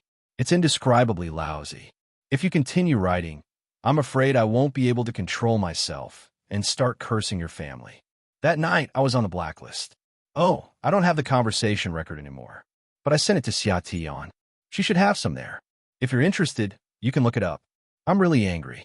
From the beginning of this book, I've said, pirated versions can't be banned. I have many siblings who are students and don't have the financial ability to pay. No matter where they are, it's good to be able to read my book and laugh to relieve some of the pressure. I'm even grateful because they let some of my siblings who can't subscribe still stay with me. As a writer, I count on this to make a living. Subscriptions are naturally necessary, but I will never allow any of my siblings to subscribe on an empty stomach. My comment on the bookshelf hasn't been deleted yet. If you're interested, you can go take a look. but if you read pirated versions, I don't object. If you don't like it, even if you use a sock puppet to clamor in the book review section, I haven't objected. At most, I'll just delete it after I read it if it's too vexing for me. But is there a need for you to add me as a friend in the middle of the night to scold me? Should I owe you? Owe you? To put it bluntly, you F***king bought eggs from the mall and shredded potatoes from the restaurant. No matter how F***king rotten or how F***king bad it is, you still F***king spent money. But did you spend money to read this book of mine? You enjoy pirated versions in peace, plagiarizing the fruits of my labor almost every night, and you actually came to my doorstep to scold me? Who the F***ck do you think you are? I don't want to scold you, but I really can't help it. Chapter 323. Today's first update. Thank you, brothers and sisters, for your consolation and encouragement. Thank you. Just this point of losing is not a bad thing had already made June Moxie have a good impression of him. Therefore, he didn't take it too far. He smiled and said, "When did Senior and I ever talk about competing? Where did the talk of winning and losing come from? The reason is that I was too arrogant and didn't answer Senior's question. Moreover, I spoke rudely. If I say no, then it's my fault. Kid, you're the winner. You don't have to flatter me. A win is a win, a loss is a loss. What's there to hide?" Dongfang Wendao was seething with anger as he said, "Since you've been defeated, you have the qualifications to speak to me. My previous careless question was indeed this old man's mistake. This old man apologizes." He snorted and said, "But I'll still look for you. At that time, you and I will have a good competition." "Ha! Since that's the case, I'll be waiting for you. However, with Senior's extraordinary skills, you're at least 20 to 30 times more powerful than me. If we were to talk about our true strength, I'm afraid I'd be killed by Senior in the blink of an eye." June Moxie had the intention to befriend him. Therefore, he spoke modestly. "That's true." Dongfang Wendao snorted and said arrogantly, "Kid, at least you're sensible. If I were to really fight you to the death, I don't even need to ask to know the consequences. Sigh, that might not be the case. Your movements are too fast. You're actually faster than me. No, we can't even be mentioned in the same breath." Mother asterisk her. At the end of his speech, Dongfang Wendao couldn't help but become dispirited. He also knew that with his opponent's speed, unless he shamelessly used Shun Xian's cultivation to deal with Yu Xian and launch a sneak attack, he wouldn't be able to kill his opponent in one strike. Although he was very good at sneak attacks and assassinations, it was really inexcusable for a master like Shun Xian to use a sneak attack to deal with a little brat like Yu Xian. He still wanted to save his face, but once this brat was prepared, he would not be able to kill him no matter what. He couldn't even catch up to them. So what was the point of killing them? Even if it was an indiscriminate attack, there would always be loopholes. Although they had previously agreed that no one would be able to dodge those powerful moves, Dongfang Wendao no longer had that confidence after witnessing this brat's terrifying speed. At the very least, he wasn't that confident anymore. Others might not be able to dodge it, but this brat, it was hard to say. June Moxie chuckled. He felt that this strange man in front of him had a straightforward and adorable temperament. Dongfang Wenqing took a step forward and cupped his hands. His attitude was very amiable as he said, "Little brother, how should I address you? Who is your teacher?" That exquisite lightness Kung Fu just now is really enough to shock the world. When he asked this question, even Dongfang Wenjian and Dongfang Wendao looked at him. Obviously, these two people were also very interested in this question. In their hearts, as long as they knew this kid's name, origin, and background, all their doubts would be solved in an instant. Although the three of them hadn't been in the martial world for many years, they still knew a lot about some of the hidden forces in the world. Even though they couldn't be said to be very familiar with them, they were close. However, the three of them had already rummaged through their memories. They almost had a headache thinking about it, but they still couldn't think of any place or person that could cultivate such a demonic disciple. With such outstanding strength at such a young age, how could an ordinary person be able to cultivate him? Therefore, the three of them had a look of longing on their faces. They were prepared in their hearts. If this kid didn't answer, then so be it. But as long as he did answer, he would definitely be an earth-shattering character, an earth-shattering force. He must not be treated lightly. Hee, you flatter me. Senior is the one who is truly broad-minded. Your Xianqi is even more powerful. This humble one admires you very much. Moreover, the three of you are of noble character and unquestionable integrity. This humble one's heart is filled with admiration. Jun Moxie said a few courteous words. After thinking for a while, he felt that there was no need to hide anything. So, he said, this humble one's surname is Jun Moxie. When these 5 words, this humble one is Jun Moxie, came out, the effect was immediately extraordinary. Dongfang Wenqing and Dongfang Wenjian both cried out in alarm at the same time. They actually took 2 steps back. The look of astonishment in their eyes was extreme. It was as if they had seen a ghost in broad daylight. As for the third master, Dongfang Wendao, his eyes were wide open. His face was flushed and his body was swaying. It was as if he was drunk. His mouth kept going, It was as if there was phlegm stuck in his throat, and he could suffocate at any time. The young master Jun couldn't help but feel proud of himself as he saw this. Look, this young master's name has already spread far and wide. Even these 3 spirit Xian experts were shocked to the point that they couldn't control themselves when they heard my name. I believe that my reputation is like a thunderclap reverberating in the ears, and the bright moon in the sky is nothing more than this.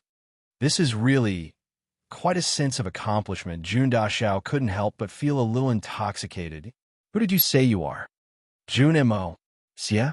Tian Xiang City's Jun. Jun families. Mo Xia? Jun family's 3rd young master? Dongfang Wenjian's mouth was crooked as he asked.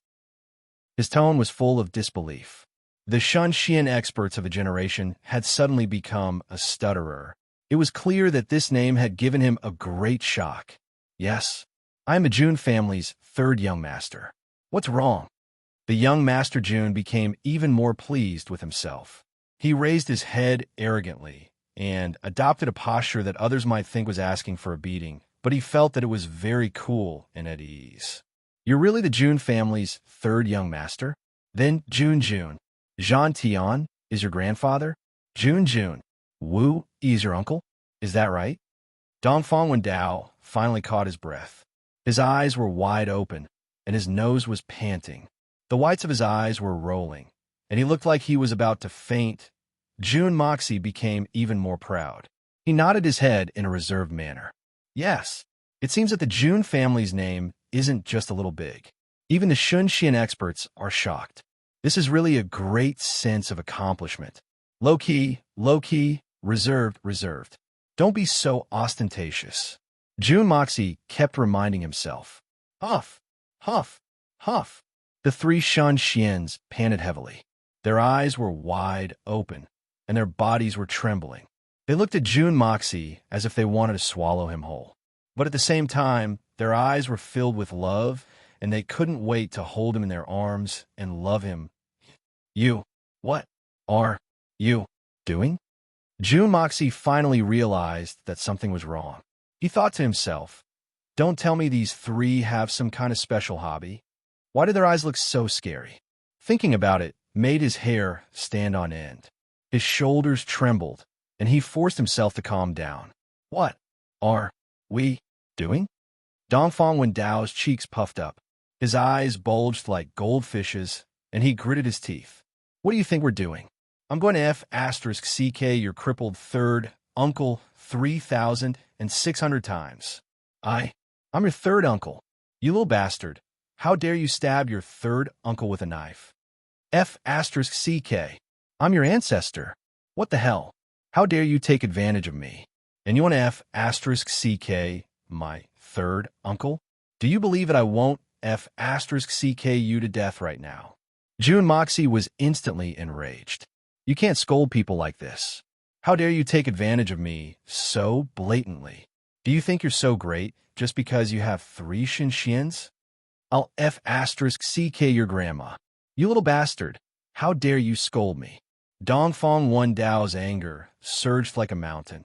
and he was about to rush forward. But before he could finish his sentence, he was slapped twice, and he fell to the ground. Both sides of his head were burning with pain. At the same time, he heard a thunderous roar. "What nonsense did you just say? You son of a b******. Dongfang Wendao also realized that he seemed to have said something that he shouldn't have.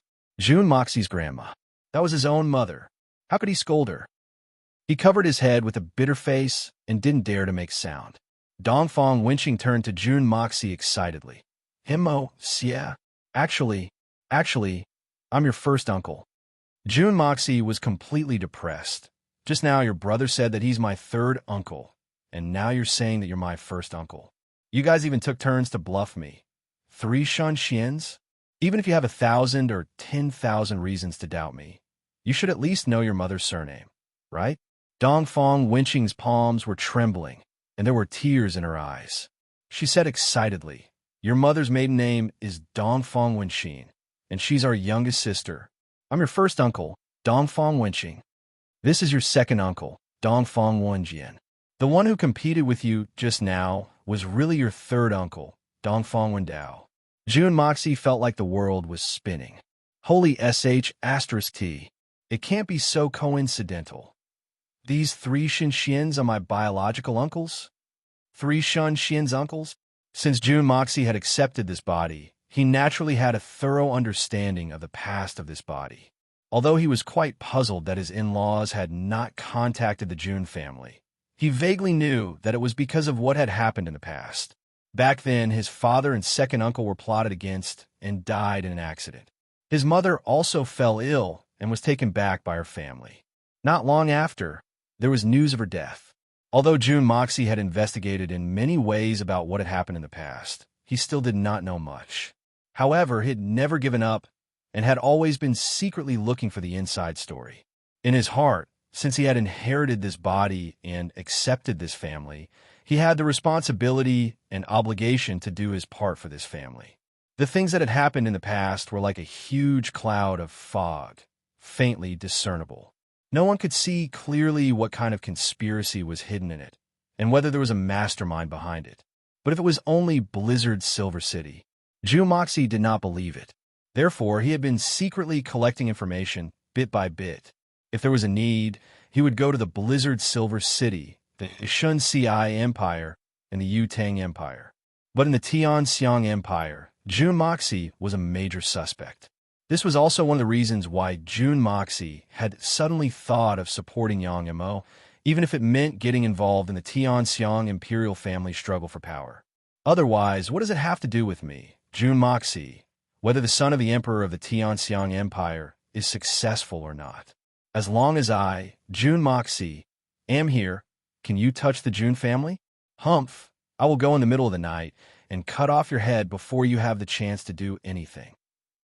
I may not be able to kill Shan Xian experts for the time being, but even if you are the emperor or have the protection of Shan Xian experts, as long as you're not a Shan Xian expert, I can definitely kill you. Haha. To be honest, I was too excited yesterday and made you angry and worried, which is not right. I will try not to say in the future, haha, but to be honest, I never do things sneakily and never fight for anything. I write quietly and earn money. I don't know much about the outside world. Haha, but if someone provokes me, I will never avoid it. If I want to scold someone, I will scold them to their face. That is satisfying. Talking behind their back is not satisfying, and I disdain to do it. If I want to hit someone, my fist must hit the flesh to be satisfied. Haha. I have a lot of fun writing The Evil Monarch. Maybe it has something to do with my personality. I am a bit lawless in my life, and I do things my own way, very unscrupulous. I do as I please, very comfortable. Haha. To reiterate, I write web novels, fast food novels, my level is too low. I really can't write The Dream of the Red Chamber. I can't write the 4 great novels. I am not Chao Shuoqin. I am not Leo Tolstoy. Well, I won't say the rest. Those who scold or attack, please respect yourself. After scolding people yesterday, I admit I was a bit rude, but I feel very satisfied. His heart was at ease, and he felt great. Very satisfied. So today, when I went out to buy steam buns, I stood in front of the stall like a handsome tree in the wind, still reminiscing. Then I heard two young men beside me talking. One said, "Look at that guy, he really knows how to act cool." The other looked at me, his eyes full of jealousy and worship, and said, "You are wrong. He is really not acting cool. Look at that temperament, that demeanor.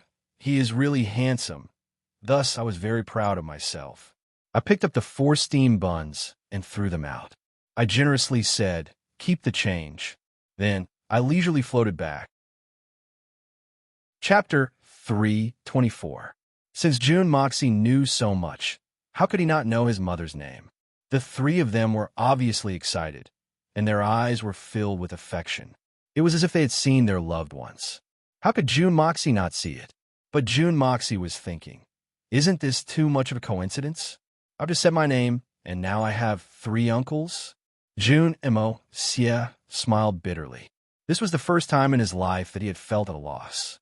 So, he forced a smile and said, my 3rd uncle is right behind me, and he might be rushing over soon. So, should we wait for him? Why is he behind us? Dongfang Wenjian wrinkled his eyebrows in dissatisfaction. Why isn't he at the front? The 3rd uncle is the commander-in-chief, so he naturally has to accompany the army. I'm the vanguard. June Moxie continued. I'm here to open a path and build a bridge. June Moxie started to sweat as he finished speaking. Even Guan Qinghan and Dugu Xiaoi couldn't help but chuckle. When did this kid fulfill his duty as a vanguard? Not to mention opening a path and building a bridge. He did open up a path through the mountains, but he could only open up a path that could only allow 1 carriage to pass through. As for building a bridge when there was a river, that was just nonsense. What? Jun Wui is a bastard. He's letting my nephew be his vanguard. What if something happens? Do you have no memory at all? Have you forgotten what happened in the past? Dongfang Wenqing was furious. My sister only has 1 son, and he has the nerve to use him as a general? What a bastard.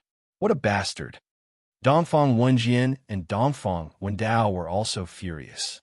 They were rubbing their fists, eager to teach Jun Wui a lesson. Everyone was flabbergasted. What was going on? These 3 unacknowledged uncles in front of them were a little too protective, weren't they? Moxie. The rumors say that the Jun family's 3rd young master is a debauchee, a bully, a hooligan, a ruffian. This it can't be referring to you, right? Do you have a cousin with a similar name? Dongfang Wenqing found it difficult to find the right words. He even made a conjecture that he couldn't believe. Jun Moxie, Dugu, Xiao Yi, Guan Qinghan, and the 4 bodyguards were left dumbstruck. Their foreheads were filled with black lines. I say, big brother, your question is too pointless. Dongfang Wenjian was very dissatisfied with his big brother's question. Look at our good nephew. He is so handsome and tall. At such a young age, he is already so well versed in martial arts. Even our 3rd brother was ruthlessly defeated by him. Does he look like a good-for-nothing debauchee? What do you mean by defeated by him? Dongfang Wendao was very dissatisfied. He retorted, I saw that he's young, and he's our nephew. So, I was just playing with him. With my skills, how could I lose to a little kid like him? Bah, don't you feel embarrassed saying that? You already knew that he was our nephew before this? What nonsense are you talking about? Dongfang Wenjian snorted disdainfully. You're the one who's not skilled enough, yet you still have the nerve to find an objective reason. Besides, it's not shameful to lose to our own nephew. Why are you wasting time? You really don't have the demeanor of an elder. He paused for a while and said, just like Big Brother, such a good nephew had to ask for trouble himself. I've never seen an uncle who would put a bucket of sh*t on his nephew's head. I'm just asking. Dongfang Wenqing said in a dignified manner. You too, don't be impatient. Shut your mouths. Jun Moxie was embarrassed. Since his 2 lives, he had rarely been so embarrassed. Not only did he express his feelings wrongly, he even stabbed his own uncle with a knife. It was fine that he stabbed him, but he still kept showing off his name. It turned out that his name was really well known, but it was a bad name. It was impossible for him to be as bright as the moon in the sky. It was already good enough that he didn't go down in history. Dugu Xiaoi giggled. She clutched her stomach and trembled. She would mischievously look at June Moxie from time to time. She winked and laughed even harder. Wang Dong and the other three turned their faces away. They were afraid that June Moxie would see them stifle their laughter. Their faces were distorted, and they were making strange chi-chi-chi sounds. Guanxing Han was the most composed among them. She was also trying hard to hold back her laughter. However, her frosty face had already started to show signs of melting. As the daughter-in-law of the June family, she had some understanding of her mother-in-law's family. She knew that this family wasn't famous in the world, but they possessed extraordinary power. Today, she had witnessed it with her own eyes. Any one of these three uncles had the astonishing strength of Shun Xian. Guanxing Han exclaimed in surprise. She had hidden her worries in the depths of her heart. She knew that they would have to face the Shui Hun Manor on this trip to Tian Fa. Jun Wui and Jun Moxie were very straightforward. So, it would be very easy for them to get into a conflict with each other. So, she felt a lot more at ease now that they had these great experts with them. Jun Moxie stared at them. He scratched his head. Then he put down his hands and shrugged his shoulders. Then he spoke with an innocent look on his face. Tianxiang City. There isn't a second Jun Moxie. The third generation of the Jun family doesn't have a male heir besides me. But are you sure that they're talking about me? Don't tell me that it's really you? Dongfang Wenqing and the other two opened their eyes wide in shock. You're that heinous and heartless debauchee from the rumors. Fu *K. Jun Moxie's face turned black. He angrily said, Who dares to ruin my reputation? I'm not that kind of person. This is the biggest joke in the world. This is the Tang Empire.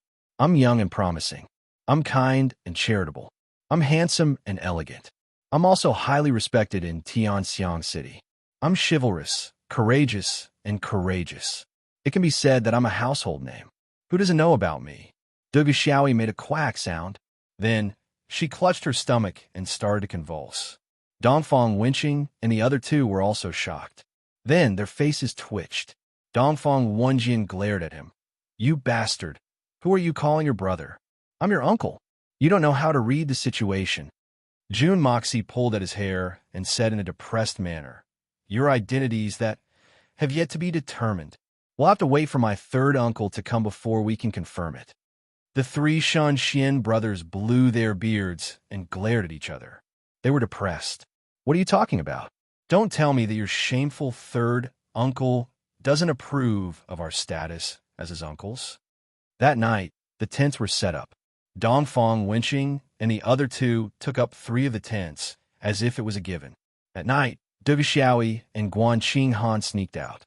One kept watch, and the other went to take a bath.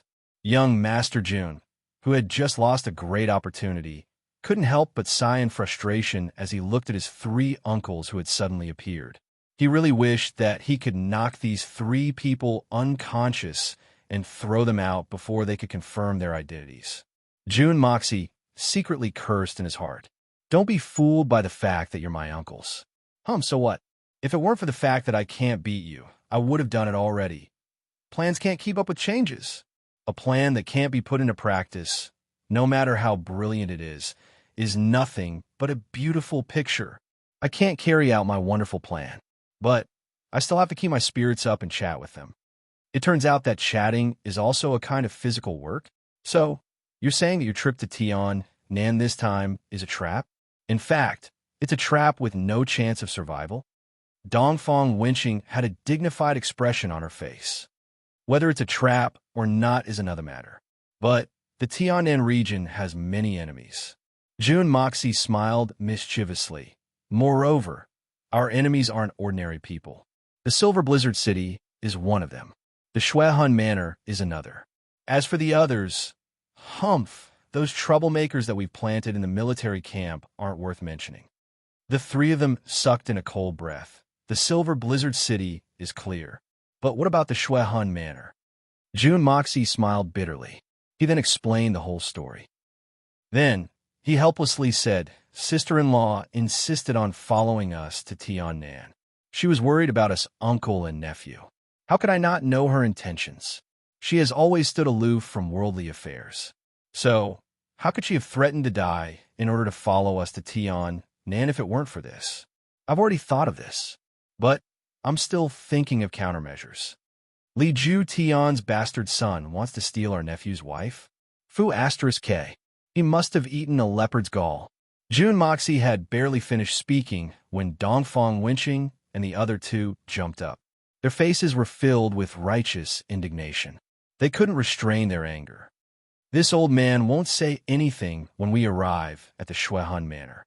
I'll castrate that brat. He's a toad who wants to eat swan meat. Damn it. He'll take a piss and look at his face. Dongfang Wendao angrily waved his hand. Jun Moxie gasped. He hadn't expected that the three of them would have such a big reaction. Emos, yeah. You're talking about sister-in-law. Isn't she that cold girl who was with you today? Dongfang Winching asked cautiously. Yes, that's her.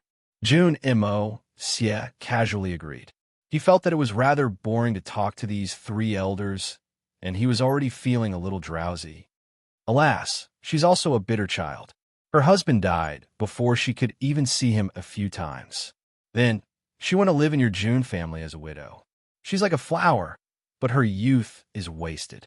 She's left to live alone in her room. What kind of pain is that? Dongfang Winching sighed. A trace of a smile appeared on Dongfang Wenjian's thin and callous face as he said, Emosia. In my opinion, this little girl's forehead is full, her eyebrows are delicate, and her figure is graceful. This is a very suitable appearance for a man. Moreover, her looks are quite fresh, right?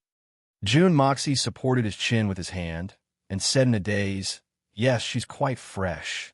Gulp, he then swallowed a mouthful of saliva. That's right. What else is there to say?